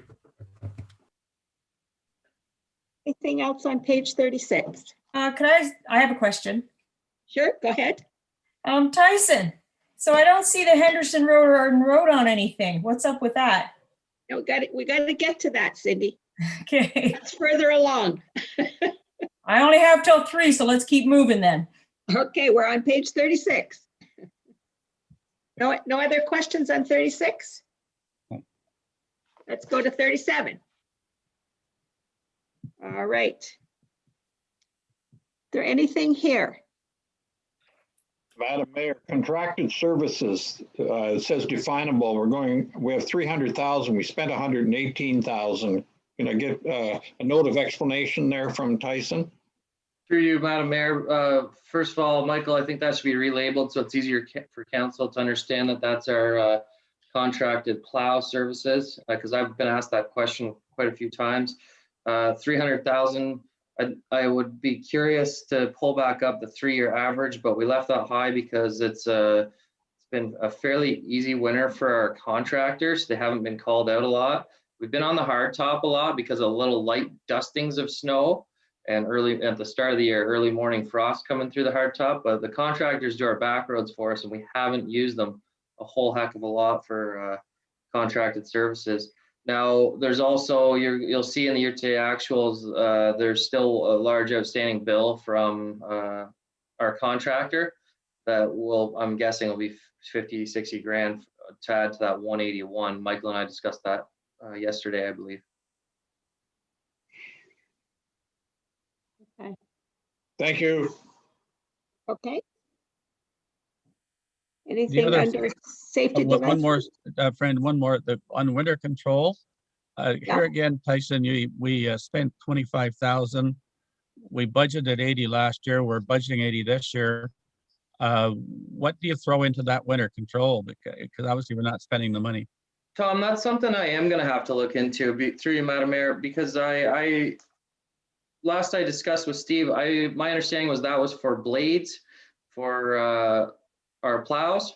And I thought we were a lot closer to our budget because the last time we placed an order, I told him to be careful. So I'm wondering if something got charged to the wrong line. I think Michael and I need to follow up on that because I know the average has been fairly consistent with about 75 grand worth of blades. Okay. Okay. So that number may be off or included someplace else. Yeah, I think I need to follow up with Michael on that. Okay. Before the next meeting. All right. You go down to, we're still on that same page. Yep. Tyson, you go down to two things here. They're right together, the sand and the salt. I'm at, you've got no expense. We're no expense for sand and we're budgeting 50. And the same thing with salt. We only spent 8. Is that right? No, it's through you, Madam Mayor. It's another really confusing part of our budget. It was split up before my time. It was split up to try to track the sand and salt from just 38 operations alone. You'll notice, Tom, above that it says Road 38 operations expense. Yep. All the what we do is we charge it all to one account, and I have to go back. I believe it's in winter maintenance on maybe the next page. Or maybe we went by it, but we charge it all to one account, and then Michael has to do a journal entry at the end after we calculate what percentage we assume was used for Road 38. Okay. So that's it's a little difficult. Mayor, the winter doesn't end until March, and the budget we're trying to work on the budget here in February. That's okay. We got last March. Brent, did you have Madam a question? Mayor, it's Brent.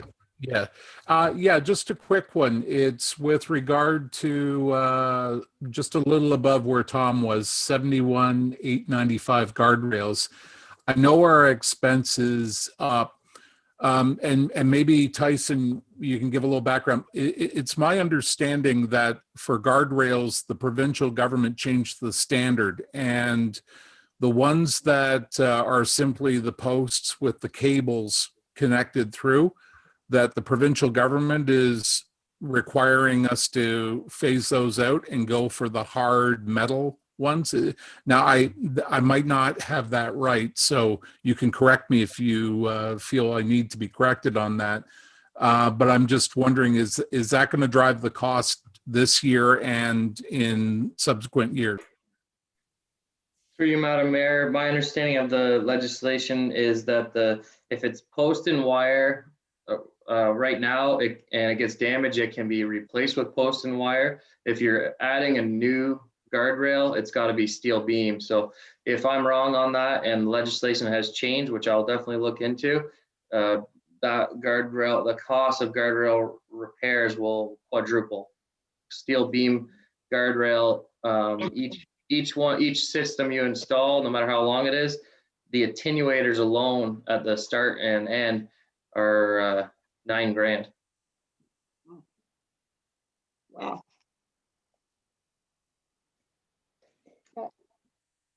Does that, I suppose that would cover all the municipalities that could break everybody?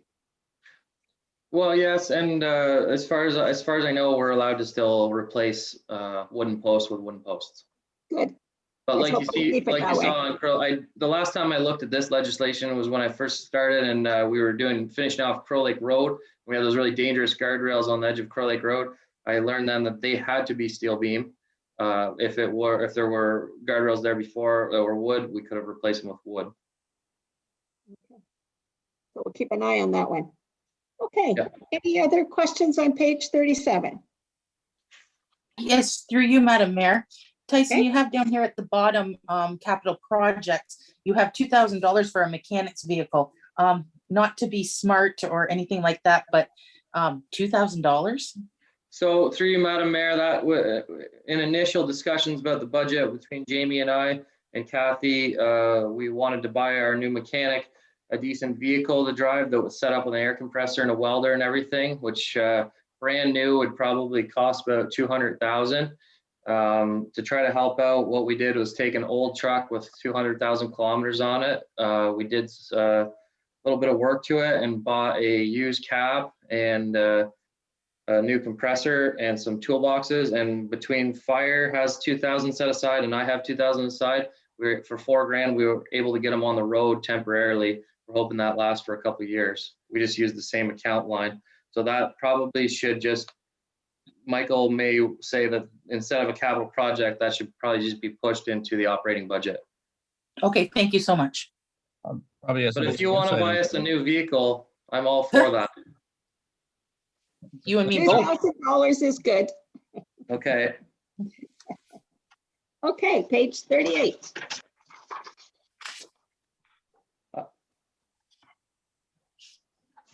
Okay. Capital projects. Here we go. We're on the roads part. Now, Cindy, your question. Tyson, I don't see anything for my area. What's up? Through you, Madam Mayor, Cindy, if you'll notice on the 2020 budget, there's $1.2 million spent in your area budgeted. It came in cheaper than that, but and there was an additional 125 spent in preservation from savings in that one project. Well, I know your guys are bringing like dump truck loads of fill for the north end of the Henderson Road up here. So I don't know what is that your plan, just to keep filling the road? It's not really potholes, the whole thing's gone. So I'm just wondering what your plan is for that area of the road. It's in the 1 to 5 year capital plan, and if I could do it all, and that's in the road needs study, it falls into the 1 to 5 year category. And if I could do it all in 2021, I would, Cindy. Well, can you put it on the back burner for next year? It's definitely in the construction plan. All right. And I've already sent him an email. That goes with the village of Arden too, right? Because that's terrible through there. Well, it's even worse at the north end of the Henderson Road. It's wild. Okay, so Tyson, some of your decisions in regard to what roads need to be repaired, I would assume that you're taking the average daily traffic into consideration in doing those, because some of these projects you do have on the for example, the Ardoch Road, that's the main road out of North Frontenac coming down, and we've got a million complaints about it. But the average daily traffic compared to between that and say the Henderson Road going up to Harlow, there'd be a higher traffic count on the Ardoch Road, would there not? Through you, Madam Mayor, I can. Go ahead. Through you, Madam Mayor, I can check I don't have the average daily traffic memorized for each road, but the road needs study is based off, in 2019, we paid for the road needs study. It was based, a big part of that formula was average annual daily traffic. We understand that road needs study wasn't perfect, and that's why we bought a speed sign, which we rotated through the township to update our own average annual daily traffic without having to pay another 15 grand for a study. So to answer your question, Bill, yes, average annual daily traffic is definitely taken into consideration. Right, I understand. Thank you. So what I'd like to say is that people that are going up north too, all of them don't take the Ardoch Road. What they do is they come down and they take the Henderson Road up through when they're going to Cashawacamac or Bon Echo or those ones. And the people from Toronto, same thing. They seem to go, and the Henderson Road is a detour. If there's a accident on 7, they use that as a detour to come up around and come back down to Kildare. So just so you know, it's a busy road. That's good. Okay. So what we've got here is. Oh, through you, Madam Mayor, I have a question as Yep. well. I was just waiting for. Okay, go ahead. Thank you. Tyson, my question is, you had said something about not doing Zealand Road, but you have $500,000 budgeted for Zealand Road. Could you explain that? And just to follow, one quick follow-up. If we're gonna follow roads need studies and road counts, Westport Road was #1 in the road study and had the highest travel count, but it's being put off for another year. But my question was Zealand Road, please, and thank you. Through you, Madam Mayor. I agree, Nikki. Westport Road's getting bad. We had to make a judgment call, and out of the roads on the road needs study, even though it was the highest, it's one that we think we can preserve. There's some roads you have to let go for a little while to be able to get your value out of them, and we believe that we can affordably repair it for one more year. The Zealand Road, I think this may be a question for Michael, as I had already removed that from in our last meeting. I had removed any costs from Zealand, and we jacked up the operating budget a little bit to cover that. There was initial discussions about treating it like Price Road and just pulverizing and leaving it gravel. But we added up the cost of calcium and grading on that road, and it made more sense for us to patch it for another year as well. So there should not be a capital. There should not be $500,000 set aside for Zealand. Maybe that got left in. Michael, do you know why that was left in there? Through your worship to Councillor Gowdy and Tyson, I was going to ask you if I was supposed to pull that one out as well, because I moved Westport Road over to 2022. And my thoughts there, Councillor Gowdy, is hopefully that with a grant, we might be able to achieve that a little bit better. As a $2.2 million project, obviously it wasn't, it was a lot more expensive than some of the other ones. Oh, I agree. It's been, as I understand, he's to keep it for another year, but it's gone beyond, as we all know, Westport Road is beyond just a patch there. Yeah.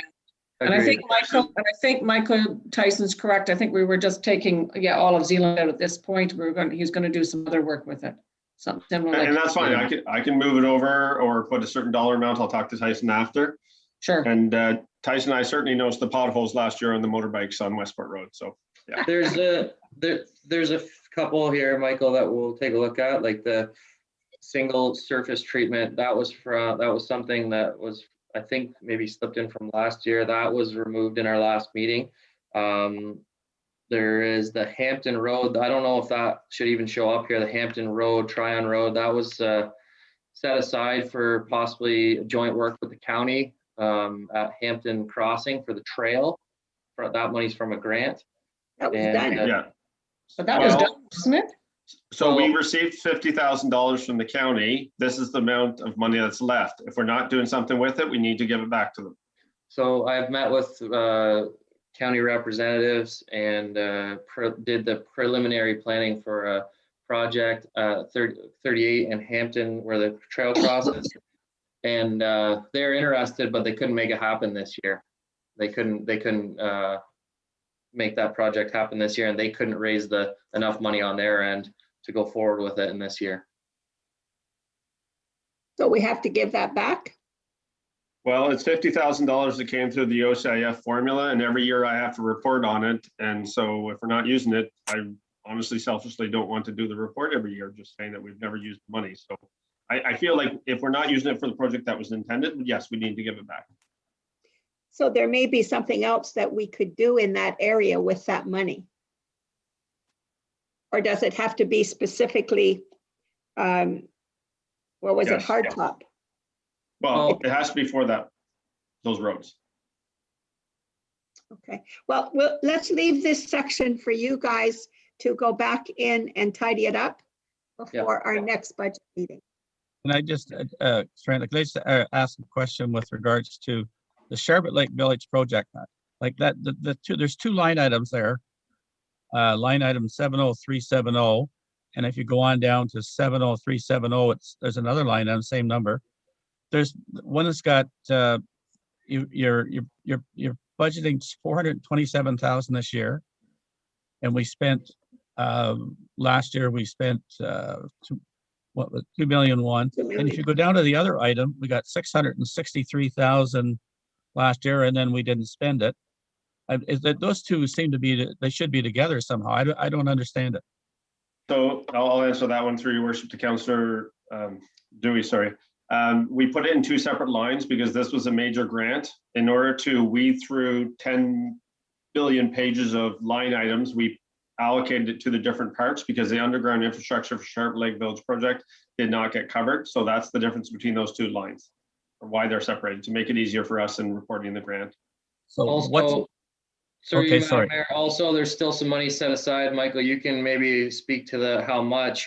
We just received an email this week confirming it, but there's a large chunk set aside for 2021 for the holdback, for the release of the holdback for the warranty period. And I know the holdback just reduced from 10% to 2.5%. So that will be edited soon in here as well. So with the numbers that are here, the 2.1 and the 557, those holdbacks are in those numbers currently. If the holdbacks or what we end up paying out is any different, that will be reflected in 2021. But those holdbacks are in these numbers as of the end of the calendar year. And then the 427 that we're talking, what's left to be spent out of that? Like, Or to be That's the done. money that was the money that was left of the whole project for whatever other work that needs to be done. Okay, but basically are we not finished with that project yet? We're So 83%. Yeah. Okay. That's the Well, question. What needs to be done?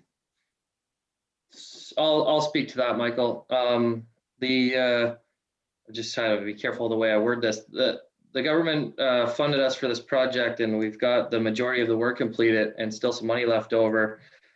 And so we're saying the project's 83% complete to make sure in 2021 there's not any more work that could be done with that money.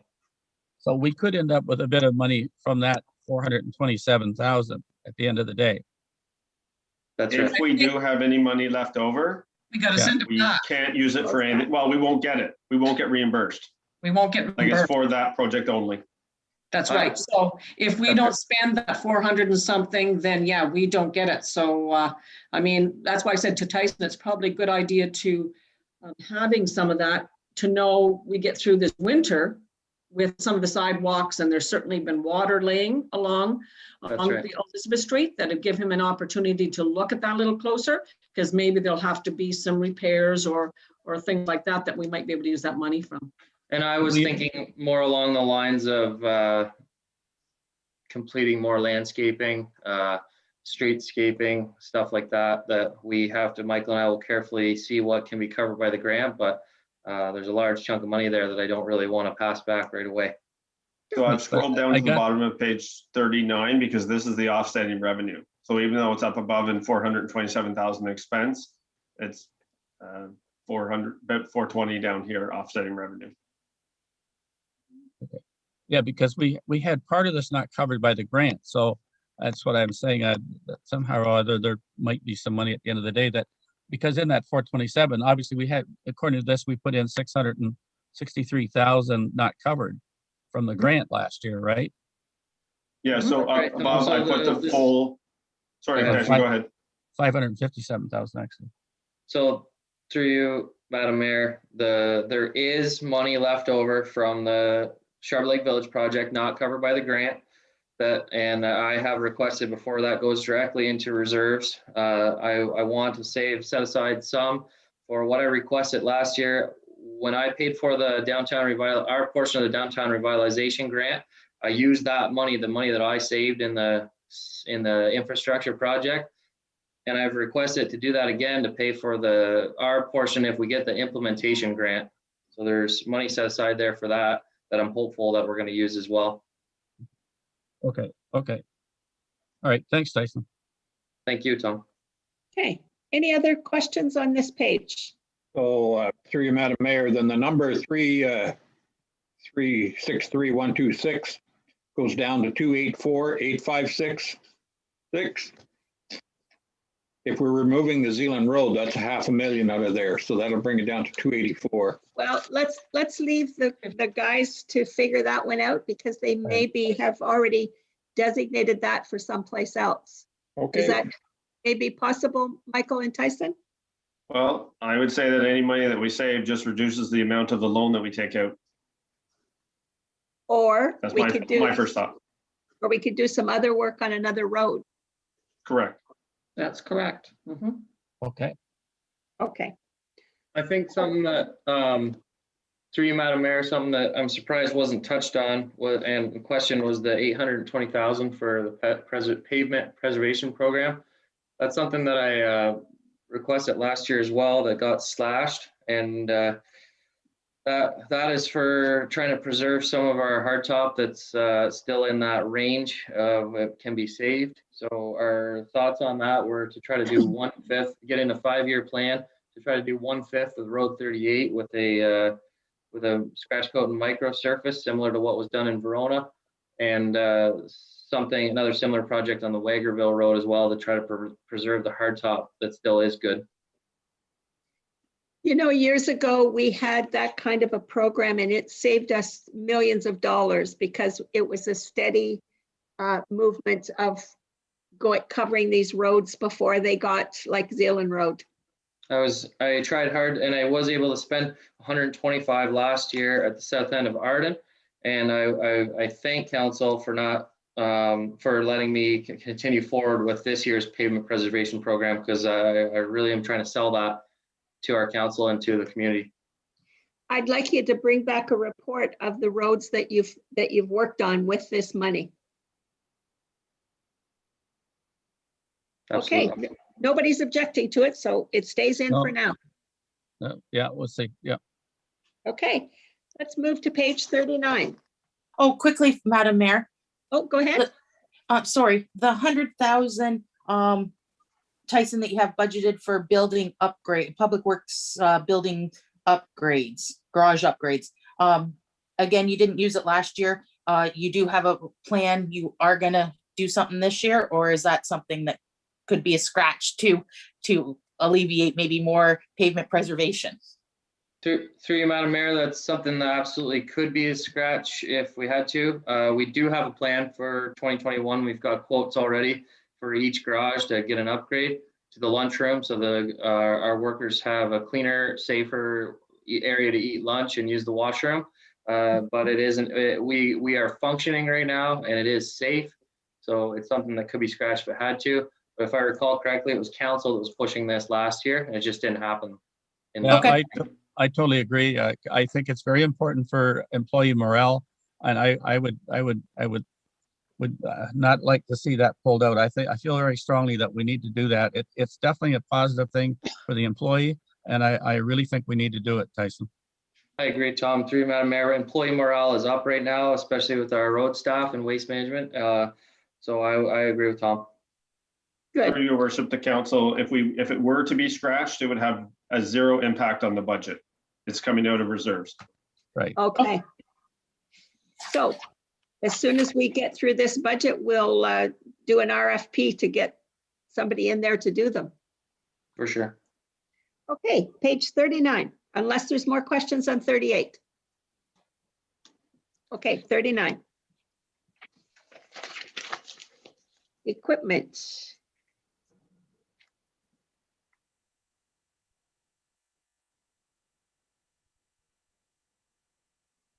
This is all the non-fund stuff, your worship, the loans. Right. Just to remind council, the pulverization loan we pulled from reserves to save a little bit of money borrowing from ourselves. So that's why you see 0 actuals there. This is the loan that I was talking about. I did just throw it under public works. It wasn't necessarily all for public works, so that could be reallocated, but that was just the quickest spot to throw it the other day. That's the 3,400,000. Yes, just to be fair to public works. And what was that for? It's an overall loan to make the budget down to an acceptable levy amount, or at least a presentable acceptable levy amount, to get all the capital projects done. More so, it's it's capital that's, I mean, obviously I already mentioned operating is up about 469,000 over last year, and capital would have been up about 3.2 million over last year if we had not put this loan in. Okay. So we budgeted that last year and we're bringing it forward again this year. So the 3.4, no, so this, sorry, I put the header column back up here. In 2020 budget, we did not have this loan in there. It is a new loan. Sorry, I can try and make it bigger. I see you squinting. No, I see it now. 21 versus 20, okay. So what you're saying then is we are going to borrow $3,400,000 to offset this budget. To offset this budget, yes, and with a payback period of 10 years because, oh gosh, I think, yeah, it was about $350,000-$60,000 payback over the 10-year period. Loan rate, I think, would be 1.7 right now. I'd have to double check that, but it's not much different than what we're getting in the bank right now, and it's a big enough loan that we can't borrow this from our reserves.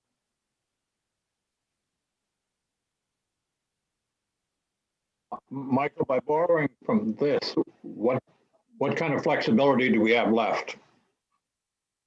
Flexibility in our loans, technically, we still would have about 50%. But if I had ever got around to a debt policy, my recommendation would be to not go over 50% unless it's a project that can pay back within 3 to 5 years. So more of a strategic loan.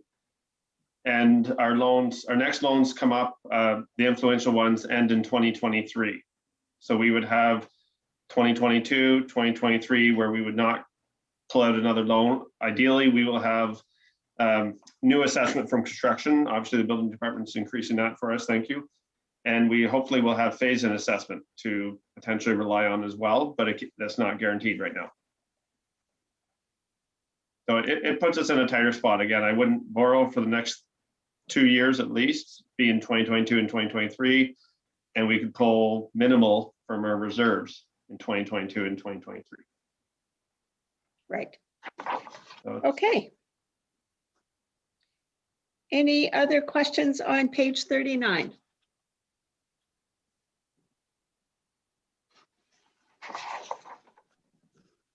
we still have the OCIF Formula Fund grant coming in at 386,000, just to point that out to council. I wasn't sure if we were going to have that this year, so I am very thankful for that. And I know council saw our asset management presentation the other night, and we need the grants. We need support from the other levels of government, and we are getting it. I'm not saying we're not getting it. It's just there's a lot of expenses to try and cover, as Tyson's seeing. Yeah. Okay, that is it for public works, other than street lighting, which is public works, I guess, eh? And waste management. And waste. So let's go to page 40. Okay. Street lighting is pretty basic. Any questions or comments on the waste disposal revenue? I'll just comment that through Madam Mayor, waste disposal expenses will be looked at closely this year between all the municipalities in the county. The Kingston KARC is definitely more expensive than Belleville, and we finally got our fourth quarter invoicing, which just like we were worried about, was more expensive than the other 3 quarters when they did the reconciliation. So we'll be between Darwin and South Frontenac, and I will be closely looking at joint opportunities to transition into something a little more cost effective. Tyson, Bill here, through Madam Mayor. Is our transportation cost in relation to transporting the recyclables, is that making up the difference? I'm sorry, what are you asking, Bill? If it's the cost of transporting the material to Kingston rather than going to where were you going before, Napanee? We're going to save money by doing it this way. Is it making up for the lost revenue that we might have experienced? It's not quite this point, but with the possibility of partnering with other townships and sharing some of the transportation costs and hauling and equipment sharing, it's a possibility that we can reduce that. Okay, any questions on page 40? Madam Mayor, it's Brent. I was looking at one line where we don't have anything put in right now, landfill closure liability. I'm just wondering if, and it's sort of connected to this line item. Because of COVID, we have a lot of people who would normally only be here 2 or 3 months of the year, and they're staying much longer, which means they're generating more waste. And of course, we've talked about the construction starts and more houses being built in the township, but that also generates more waste. And that's going to have an impact on the lifespan of our facilities. So I'm wondering if there is some mind, not necessarily in this particular budget, but going forward, setting aside some money, because I think that the lifespan on our facilities is going to be greatly reduced with the increase in population and a lot of people opting to stay longer when they're in the township.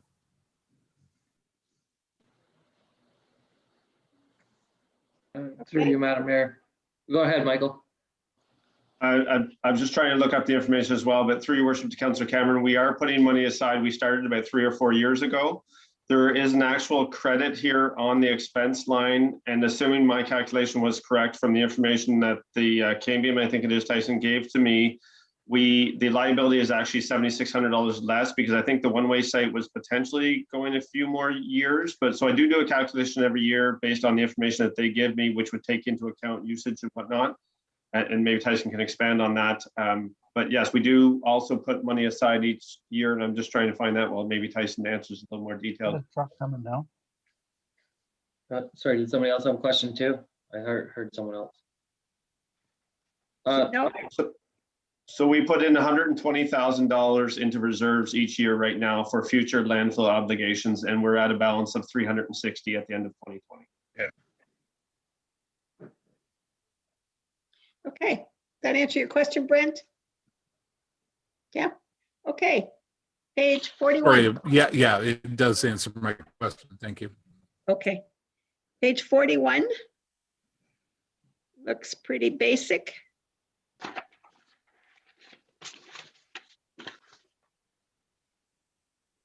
Any questions or comments there? Are we, through you, Madam Mayor, are we still spending or planning to spend $54,000 on Wilkinson closed site? Which line are you looking at, Bill? I'm just looking at the bottom on the expenses under Wilkinson expenses. Bill, I think you might be looking under row 38. I think you're looking under. Yeah, Road 38. look up the next Okay, line, all right, yeah, 3520. That's Yeah. right. I looked at the big number, my Through you, glass. Madam Mayor. No, we will not be spending that much on Wilkinson. Okay, I see 3,500, that's fine. That makes Okay. my heart rate go down. Page 42.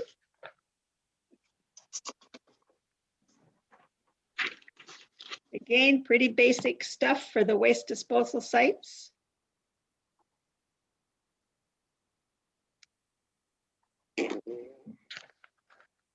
Any comment or questions there?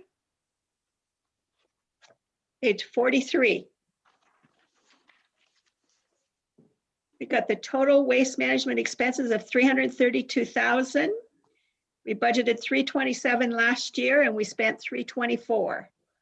So pretty much in line with the actuals. Through you, Madam Mayor, my comment to everyone is that in 2021, we're going to work hard with the bylaws to try to create more commercial waste diversion. We've got a lot of businesses bringing in construction debris, which is driving up the cost of wood grinding, and also taking up a lot of capacity.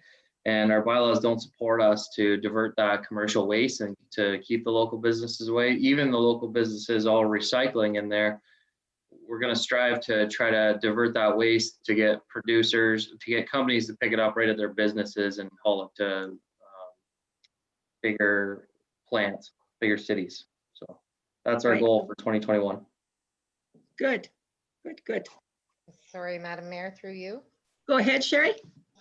Tyson, just in concern in regards to potentially the close of our waste sites and dealing with our waste management, have we at all looked into the possibility of an incinerator and even possibly creating some revenue by being able to allow other municipalities to to look at helping them manage their waste through that?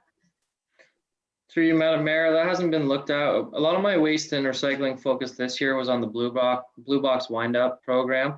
Took up a lot of my time. It's something we would like to dive into, and it was actually on our agenda list for our next Public Works Managers meeting, which got delayed because of COVID as well. But it's a really good point, Sherry, and I'm really curious to learn more about it. So we'll be doing a lot more research in 2021 on that. Okay, thanks very much. I was just curious. Thank you. Just to add to that, though, I have heard discussions about incinerators for years, and I believe the volume that it takes in order to have a recovery from an incinerator is more than 1 or 2 townships in the north. But I believe it's also a Minister of Environment issue. I'm not so sure there have been many approved over the past 10, maybe 20 years, but it's worth checking out. Well, the only one I know of, Your Worship, is the one in Durham, the Durham model, which is an ideal one. And it's something that we'll be probably talking about one of our waste meetings, I guess, going forward. It would be easier if OPG would just take an existing plant and convert it to burning waste and take all of the garbage off our hands. Yeah, and give us our electricity. Madam Mayor, if I can just. Go ahead. Councillor Dewey. Oh, sorry, go ahead. Well, I'm just going to say that it has been an issue. I know when I was on county, and the Eastern Ontario Wardens have talked about it, the counties talked about it, and incineration is probably down the road the way to go. But the old story is nobody wants it in their backyard, and it is very expensive. So you're talking like my friend was alluding to there, the city. It would have to be the city of Kingston and several municipalities within the area around Kingston that would have to get in there to be able to afford a capital expenditure like what you would require to handle it. But it's a lot of money. Yeah. Okay, so we have a total Public Works budget of $5,635,980. So, Your Worship, if I can just add a piece of information for council, you'll see this 11,615 here. That's more going into reserves.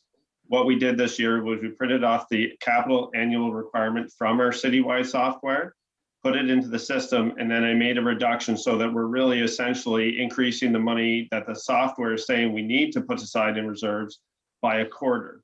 So I'm hoping that each year, and we're starting small like we did with computers. So obviously Public Works would be a lot more money than what waste is, but we have to start somewhere. So we're trying to increase it a little bit each year. Okay. Little bits, it doesn't hurt quite as much, right? Yes. Mm-hmm. Yeah. Okay. Any questions on that? What's the next section, Kathy? Okay, well, so council know we're at just about 20 after 3. Yep. So if we're going to go till 4, maybe Andy can certainly start off in the building part now. Everybody's good to go till 4 o'clock? I don't hear any naysayers. So what page do we need for building? That's what I'm just trying to get to here, and I can't find my mouse with this sharing screen thing. Thank you, council. Thanks, Tyson. Here, I'll probably Thanks, just Tyson. scroll. Page 15, Michael starts the building. Thank you, Kathy. Oh, it's 21. Okay. The bottom of page 15 going into 16. Oh, yeah. Go.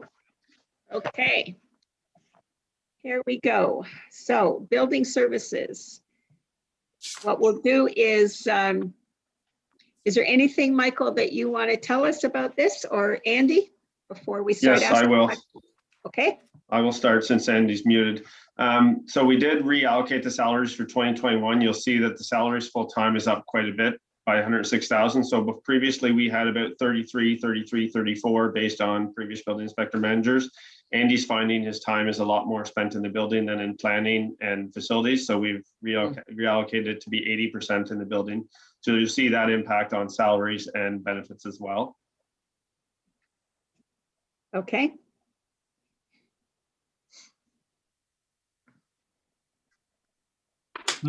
Okay, any questions on page 16?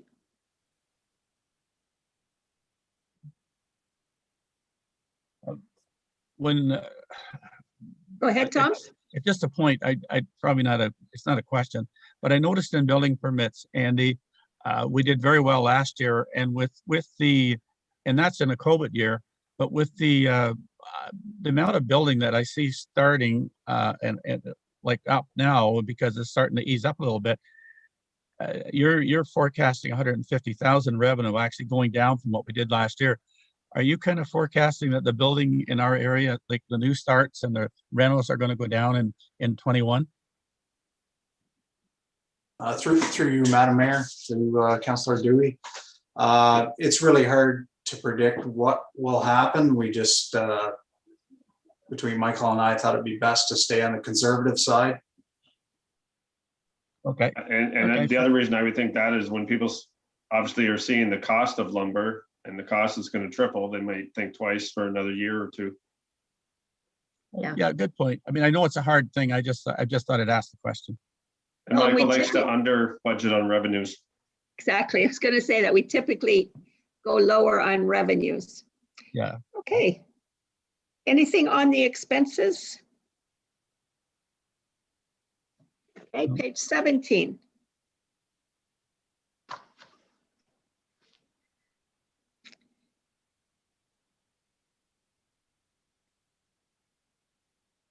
Okay, we've got capital here as well. Transfer to reserves of 10,000. Michael, that is for? Transfer to reserves. That would be part of the building truck, the computer at least. I will bring that other section up here, sorry.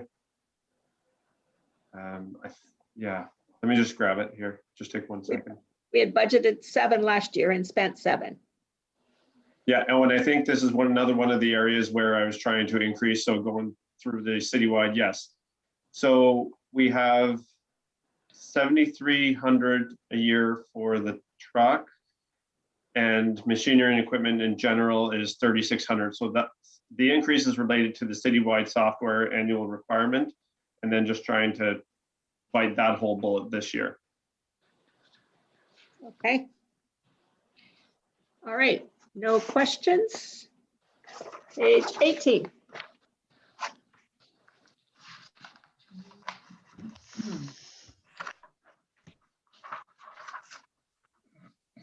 So we're looking at total building expense of budget of 414,890.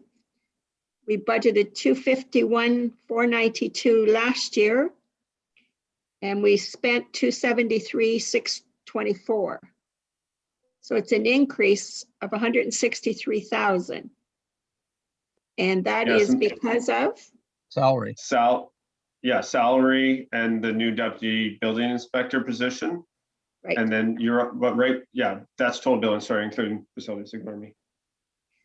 And the new septic, or the new section 8, yeah, that revenue will come back to offset this.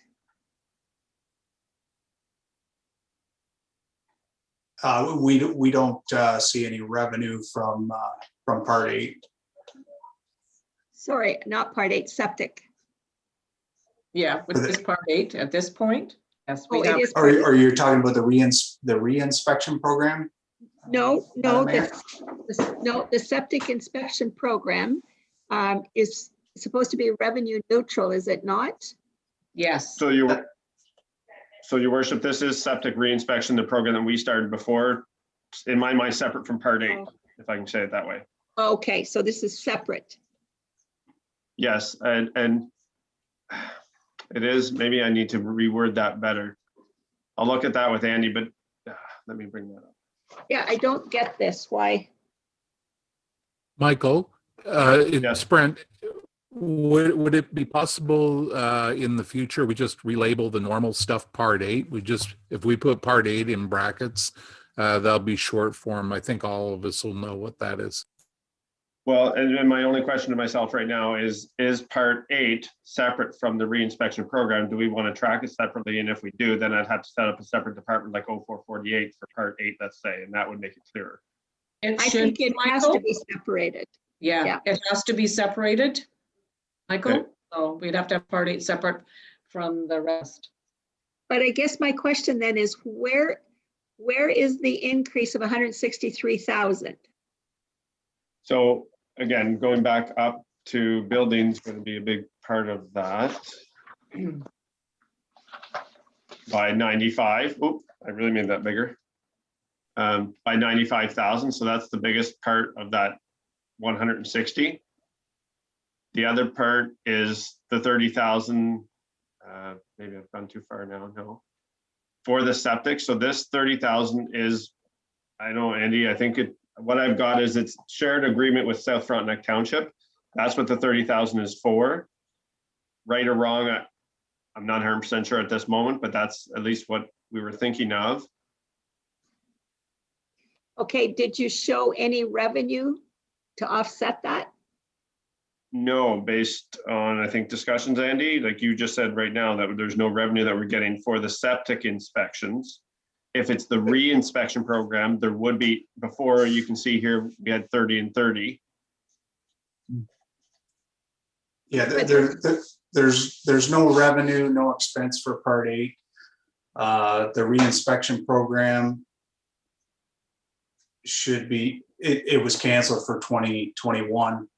So there should be no expense for that for this year. Okay, so the 30,000 that I have in there is only, at least if, according to my notes, the shared agreement with South Frontenac Township. So there may be expenses that we may have to pay related to Part 8. Is that correct? No, we shouldn't be paying any expenses because everything is, like we said, it's a revenue neutral. So all the applications will go through to South Frontenac. So people will be paying them directly. Okay, so I have this in here for some reason, whether it was part of the reconciliation or me just thinking it may not have been with Andy at all. If it's just me, I apologize. But yes, I have 30,000 in there for the shared agreement related to Part 8. I think we need to take another look at this because there should be revenue offsetting the expenses of the Part 8. Mm-hmm. But there won't be any revenue we'll see right away. We can double check that. We will eventually see that come at the end of the year, but we won't know that for this first year, what the how it'll come out, because the expense for the inspector, and like I said, it's revenue neutral, so we haven't seen. I think they'll have some time to look at that.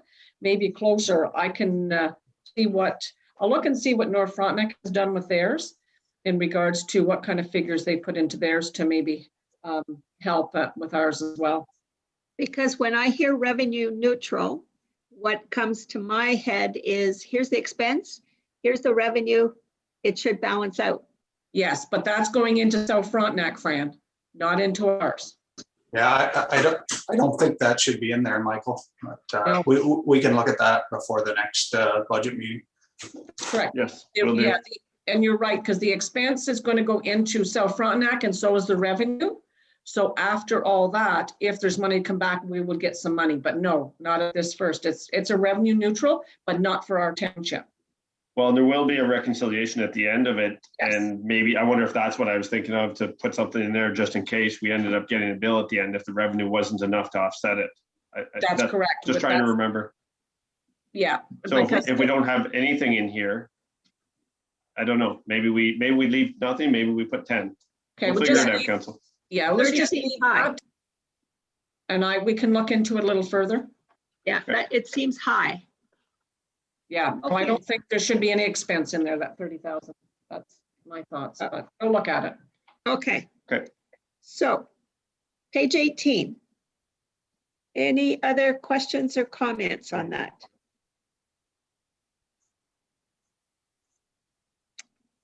Okay. Seeing none. Hearing none. I think that is it for the day. We're at cemeteries. Do you want to quickly do cemeteries?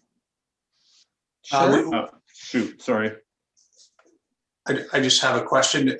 Is this just operating, or because there's capital for facilities that yeah, there's capital. Oh, okay. We haven't looked at. Sorry. What page is that, Andy? Well, the bottom 18. Yes, page 30, capital projects facilities, but we didn't go through operating for facilities. Okay, what page do we need to be on? Well, I'm scrolling up there, page 26, 25. Oh, So we basically skip a page or two over cemeteries in the bottom of page 20, well, 24, I guess. Start at page 24. Okay. That seemed way too short, eh, Andy? Yeah, All that's right. right. Here we go. We start with the heliport on page 24. okay. Okay. Any questions or comments on this page? Just a quick question on the heliport. How often is that used, Andy, or do you have any stats on that? That's a good question, Tom. I do not have any stats on that. But I know we just replaced some of the lights on the helipad there. And I think they were about $150 a piece, so they're not cheap. How often do you have to test those? The medical center notifies us. They come on every night, dusk till dawn, and we found the batteries were getting weak in a few of them. In the winter months there, they weren't, they'd come on at night, but they wouldn't be on in the morning, so we had to replace a few. I would say in the summertime, it probably gets used 2 or 3 times. Mm-hmm. And sometimes sometimes it is used a lot more than we think it does, but they don't usually let us know exactly how many times. But yes, it's our responsibility to replace the cones or the lights in those, as well as the flag stock as well. So, and it used to be at one point is the Parham ambulance used to always tell us when that got ratty looking to have it replaced. So. Now, have we had any complaints from the residents with regards to the lights being on?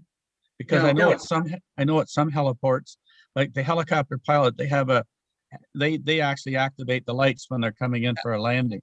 That's But we don't correct. have- That's what they do, Tom, is they do. as soon as they start to come over, then they activate. But no, we've never heard, in all the years we've had the helipad there, never heard any comments from any residents. Okay, fair enough. It saved many lives. Oh, yeah, no, I just thought I'd ask, because it sounded like we left them on all the time, but okay, so we do have that system where the pilot activates the lights when he comes in. That's correct, they do. Okay, sorry, that's right. Okay, anything else on page 24? Andy, if you have anything you want to point out, just jump in. 25.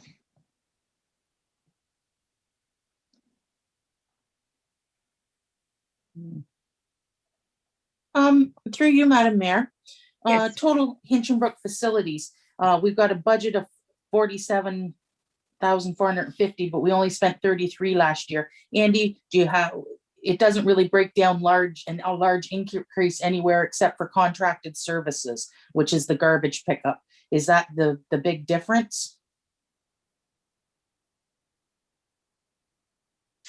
I'll have to look into that one, Mickey. It could be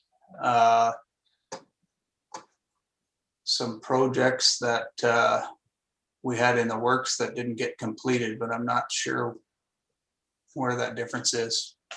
Okay. Okay. Anything else on that page?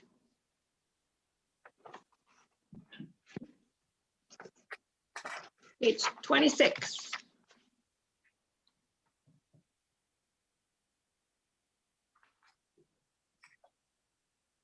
Madam Mayor, Brent here. In the whole scheme of things, probably small, but it was just something that kind of seemed curious to me. It would be the hydro for the hall in Mountain Grove, 70050. Last year we budgeted 7,600. We spent 69. We're only budgeting 54.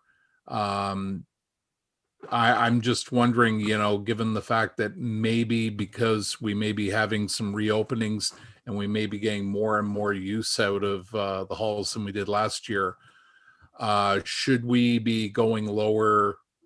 We're budgeting less this year than what we actually spent last year. So I'm just wondering if there's some reason for that. usage. Uh, Even when we, yeah, go ahead. Through you, Madam Mayor, to Councillor Cameron. We have some plans this year to, right now, the electric baseboard heaters in Mountain Grove Hall all have individual thermostats, and we've found a lot of times people will crank them up and forget to turn them off. So we're looking at switching them up and putting them all on one central thermostat in hopes to save some heating costs. Good. Okay, well, that makes sense. Thank you. Okay, page 27.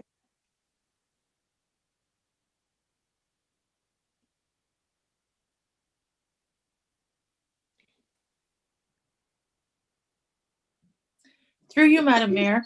Yeah, go ahead. On page 27, we have $33,300 budgeted for the Sherbert Lake Public School miscellaneous expense. We didn't spend any money there last year. What are we going to be doing at the Sherbert Lake Public School site? I don't Through know. your worship to Councillor Gowdy, that is the email that you sent me today, Madam Mayor, for the $33,300 for the communal servicing. I think it's okay. a research or whatever. Sorry, I'm losing the right word. But initially, Councillor Gowdy had that coming out of reserves because we raised 30,000 last year, but never actually got to the project. So I initially had it coming out of reserves, but now we're actually getting a revenue source in. The mayor sent me an email today, so I've got it. It's adjusted in the council review. You'll see it when we go through the version to version adjustment, but obviously it wasn't done in time for it to come out here. Yeah, it's the communal services review that needs to be done for seniors housing or communal system for the village. And Michael put it to there because that's the location. I already had the department set up. In my mind, it connected where the location was. Right. Okay. Can you correct me, Madam Mayor? Is there not money that was allocated at the county level for all the research and stuff for the seniors housing? Please and thank you. It is, but this is different than just the housing. This is a communal system for the village. Okay. That the residents would use when it gets built. We got to build the system first before we do the building. And may I go back to Councillor Gowdy's question for the Hinchinbrook recreation or the hall stuff? Thank you. So it was 49 budget, 33 actual, being a $15,000 difference. Most of that was in the contract here, being $9,000, and I can make that bigger, but that's the majority of that.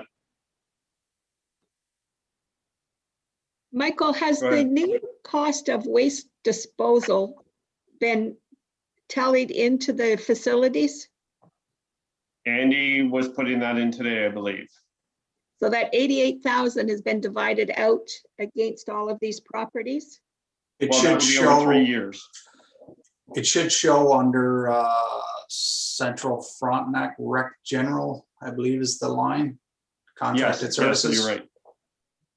But it won't show on this report. It won't show on this report. Because I printed these reports on Tuesday and Tuesday during the day or Wednesday, it wasn't reflected in the actual budget here. So that's another adjustment that will come out when we look at the version to version adjustments. Okay. Okay. So when we say 30,000 for Olden Settlers Monument, that's to repair or replace the monument? Sorry, 717 contracts. I was going to ask that question. Olden Settlers Monument? Is it the monument or is it the hall? That's the monument at the hill at Cenotaph, isn't it? On the hill? Olden Rec General and Memorial Park expense is where 30,000 is there. And the contract waste pickups, we've generally put them under each district's general rec, which I see there's 2 L's there. So it's not specific to the memorial. They're lumped together. Okay. They just always have been. That's mainly the grounds contract for all of Olden. Okay, that makes sense then. But just to go along with what her worship was saying there, but the monument that we're talking about, they've got 2 monuments there. one is the cenotaph, and the other is a monument up on the hill. That's what I would call the Olden Settlers Monument, is it not? And what did we spend on that? Or what are we going to spend 30,000 on this year on that? Yeah, maybe we should name that different. Yeah, Because the because bulk of the money is for the hall. But I'm reading that it's covering three different units there, not just one. Am I correct, Michael? Well, I see Olden Rec General and Memorial Park Expense. I can't picture in my mind which one it is, other than the monument being that one up on the hill and there's rock and you have to climb up to it. Yeah. Like that's what I'm thinking for that, but I think that's under somewhere else. I'll make a note to look for it and try and get something that works for Andy and I to make sense and hopefully make sense to the rest of the council. Okay. Yeah, it should just say Olden Contracts is what it should say. Yeah. Yeah, it gets confusing. Okay. Oh, I see there. Okay. Anything else on that page? No.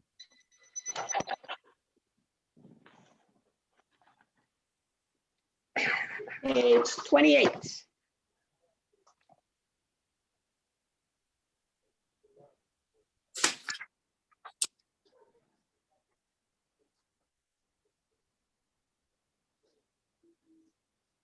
Okay, no questions. Shall we go to 29?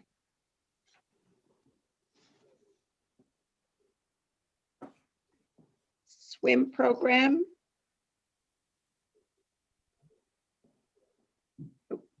Will we even have a swim program this year coming up? I doubt that we're going to have, but we'll have to wait and see. But I don't think the thing's not opening up enough. We probably won't be able to. But Michael, is this an in and out? It's Is it actually a savings. neutral? It's a savings when we don't run the program. You can see the net amount where $10,000, 13,000 revenue. Yeah, 6,000 revenue, 16,000. So it costs us $11,000, or at least we budgeted for that in 2020. So we're actually saving money when it's not being run, unfortunately, in a sense that it's not being run. Right. Yeah. Yeah. Okay, page 30. We have a lot of facilities, eh? Yes, we do. Okay, so Central Frontenac rec expenses, $475,177. We spent $311,849, and we had budgeted last year $306. So the total rec for the whole, everything is $472,177.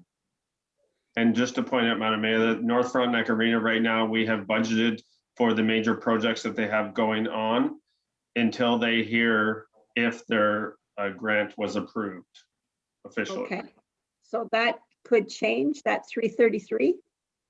The 333, sorry, I'm not seeing, sorry. That wouldn't change. The money, sorry, let me think about that for a second.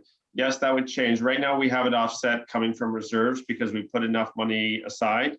I did send Tim and Louise an email to see what we could drop our yearly annual contribution to reserves. We were putting 75,000 aside for the floor and whatnot. I did drop it to 50 in this budget, hoping that maybe we can drop it more, that the major projects will be out of the way.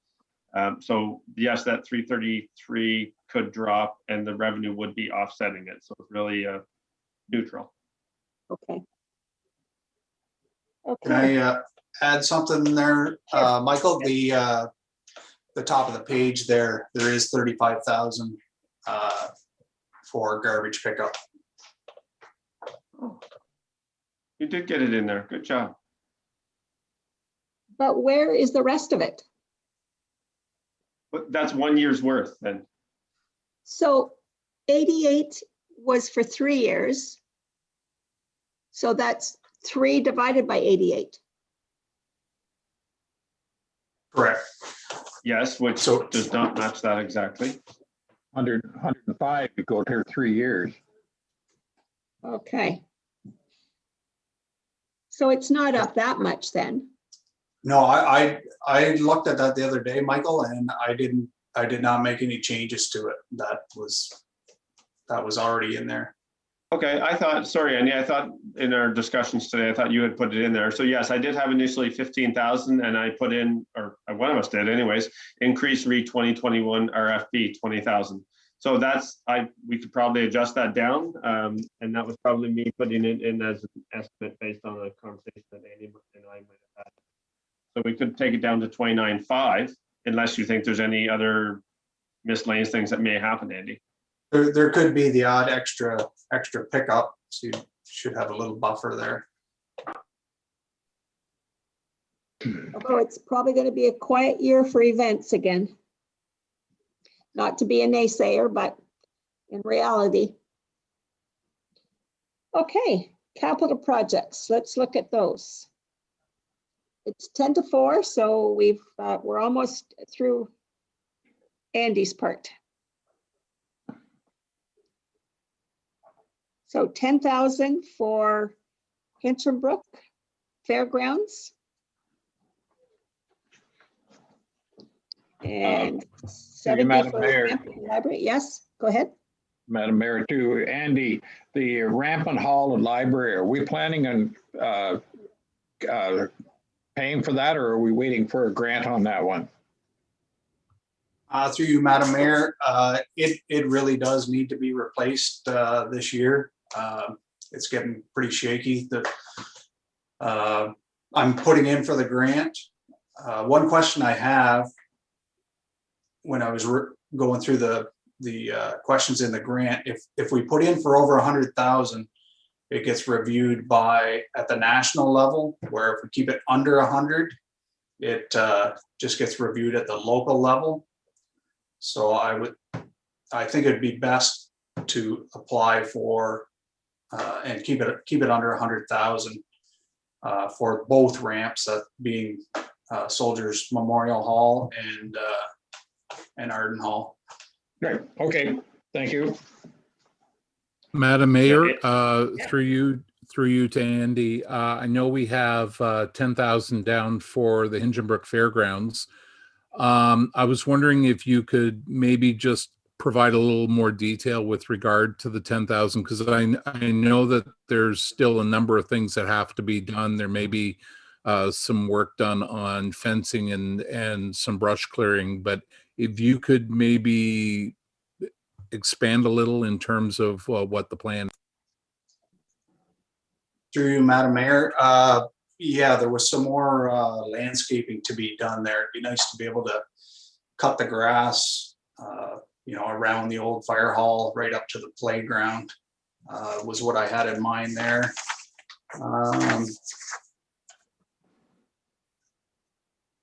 Yeah, we have in the notes, Andy, we have playground landscaping.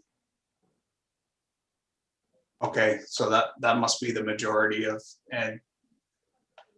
what we had in mind there. Okay. Madam Mayor, it's Victor here. Yeah, go ahead, Victor. Going back to that grant application for the ramps, there were two ramps, the one in Kennebec Hall and the one at Oso Hall, and their total was 150,000. So if we reduce our grant application to below 100,000, are we then anticipating that we will make up the other 50,000 or whatever it was to cover both ramps? You want me to answer that, Andy? That's correct. Why is it so expensive to build ramps? The one at Soldiers Memorial Hall, to route it to the main entrance would be right next to the building. So we're going to incorporate a roof over it and we can put lights in it to keep it lit and keep the snow off of it. The one in Arden, there has been moisture issues in the basement. So we were going to look at waterproofing that side before we get the ramp in the way, and that way we won't have to worry about it. So if I can add to that, Your Worship, the Oso Hall one would save the operating costs, as Andy's saying. It would keep the snow off of the deck as well. So that's obviously a good thing. We did both talk about that, and keeping it under 100,000 we thought was a good thing. And there was another point I was going to make. To Councillor Hayes, Andy and I talked about that I asked them if we could put the grant in, but there's no guarantee that we'll get it. And then we still have to do this project. So if we do get it, it's a win. If not, we still have to get it done. So that's why we've only put the expense in the budget. Okay, thank you. One more thing, Soldiers Memorial Hall has no ramp right now because it had to be removed to pave the parking lot. Okay. Shall we turn to page 31? One of the things, Madam Mayor, that I think on that page, security cameras, I think that's probably a good investment. It'll save us a lot of money in the future. Yeah.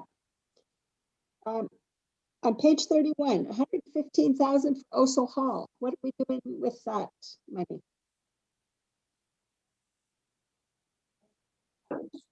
That's for the ramp. I was figuring about 75 for the ramp. We could cut that back. I'm not sure how far we want to go with the hall, but the handicap washroom, the floor has actually rotted through next to the toilet, so the floor needs to be replaced. If we're doing that, I thought it'd be a good time to upgrade the washroom to current standards. With all the bells and whistles that are required, you'd probably be looking at another 20,000 to widen the door, put the operators and the emergency call system in. And we also have the hydro pole there. That's another, yeah. Something that came up recently was to bring the new electrical service into the hall. The conductors that ran the 600 volt heaters are not large enough to run the new service, and Hydro came out, did a layout. If we're to run the lines in overhead, the trees beside the new stairs would have to be removed, and the mast on the building is not large enough for the new conductor, so the mast would need to be replaced. So their recommendation was to put a new pole in beside the trees and go underground from there to the meter at the hall. And it's 10,000 for the pole and probably close to 5,000 to trench it. There's a lot of rock there. It would have to be encased in concrete as well. But we did get the grant from the Little Theater Group, and it was very close to 15,000 to offset that.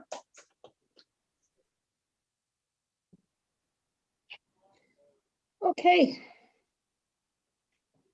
So any more questions on page 31? Through you, Madam Mayor. Yeah, go ahead, Nikki.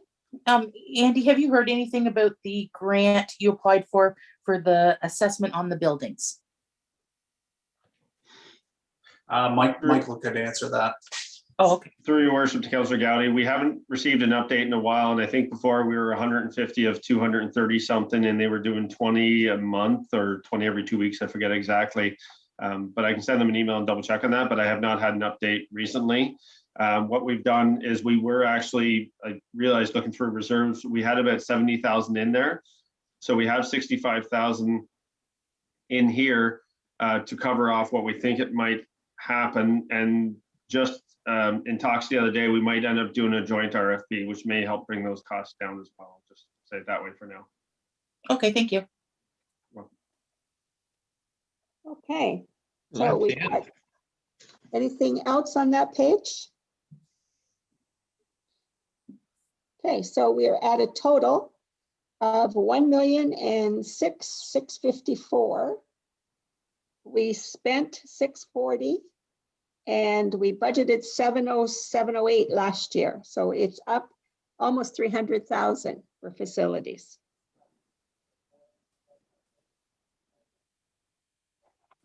And that does it for facilities, I believe. Andy? It does so. Michael, the one thing that we'll see next budget meeting, I think, is how the revenues are working against these department numbers. Yeah, so, yeah, last year, I think what you're getting at, Madam Mayor, is a discussion of last year we pulled 1.4 million from reserves. This year we're pulling 700,000. Obviously, we can't keep doing that. We can't keep taking out loans. Last year we had the grant revenue coming in. So to keep the same level of capital project and not have the revenue, obviously that's going to be about that $3 million increase that we're seeing in capital projects. So at some point our hands are, in my mind, our hands are going to be tied, and that we'd either have to do less projects or raise tax revenue, or as Tyson keeps reminding me, which is great, I love that he's thinking that way, in terms of considering everything, is reduced levels of service. And the asset management, as they talked about the other day, the proposed levels of service that we're going to have to be able to finance over 10 years, I think that's what we're going to end up seeing as a result of that. But yes, the less revenues we have, obviously, the more taxes we have to raise if we want to keep the same projects. And we also too, Micah, we'll have some of these other expenses that we're going to be looking at that we're going to be taking out, or, you know, like Zealand Road, or look at other projects. Yes. And we also don't know yet how we ended the year as far as a surplus or a deficit. We don't. I believe that we will be in a surplus, and that surplus is, in a sense, quote unquote, already accounted for coming into this year's budget, which will go on to Tuesday. So in other words, the surplus goes into reserves and comes out of reserves to reduce this budget. Well, our policy says that we put any reserves or any surplus, into reserves, and any deficit we will pull out of reserves. So we're going to obviously follow the policy and put it into reserves. We're just hoping Michael's right. The auditors don't find something else. They'll be here next week, by the way. And if they don't, then great. What we've budgeted, we can still pull out of reserves, which we will anyways. It's just that our reserves will remain pretty consistent or constant. They wouldn't increase for this year. Do we have our up-to-date information in our assessment? I know you've said assessment increase. Do we have that? And do we also have information in regard to provincial transfers to us at this point? So the increase in assessment is $12 million, and that is 99.9% probably related to the building department. So that results in an extra $112,000 in revenue, which is part of that 2.84. So on the backs of existing taxpayers, it's about 1.64 levy increase. So this 2.84 in levy increase equals the $16, so per 100,000. So that really does take into account the new building that's come in. Provincial grants, I mean, they keep coming out. We keep applying for them as we can. Like Tyson was saying, that's why he kept his engineering a little bit higher to get projects ready for anything that comes up. Anything else that would surprise us, we'll find a way to make it work if they're giving us free money. Well, and that's the best we can do. Go ahead, Bill. I'd like to make a comment also, Michael, when you suggest that it's like $16 per $100,000 worth of assessment. In actual fact, the properties that are assessed at, say, $500,000 or $400,000 or $500,000, that in actual fact gets doubled by that amount of money. So someone paying their taxes of say $3,000 or $4,000, this is actually going to mean an increase of probably $200 or $300 on their tax bill.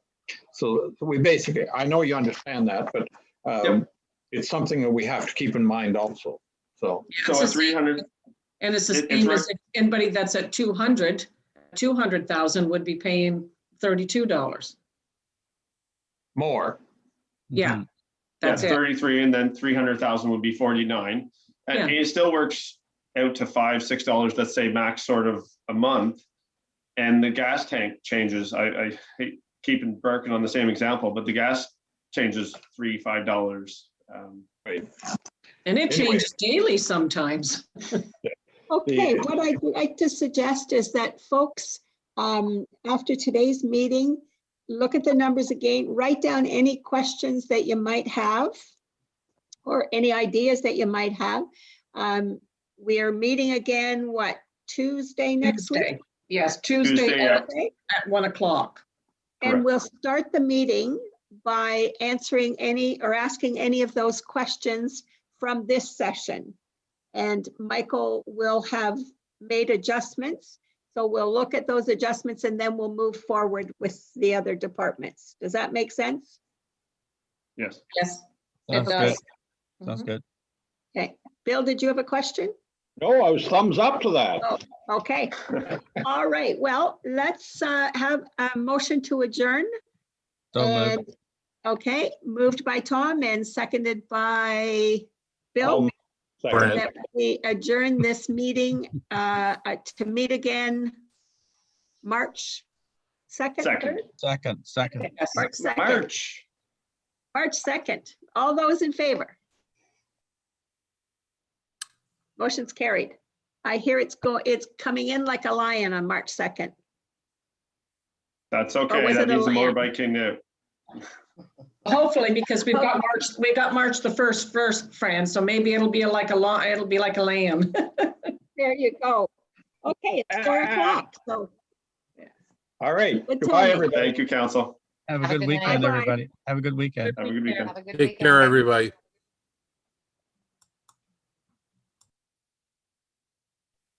How do I get out? Sandy.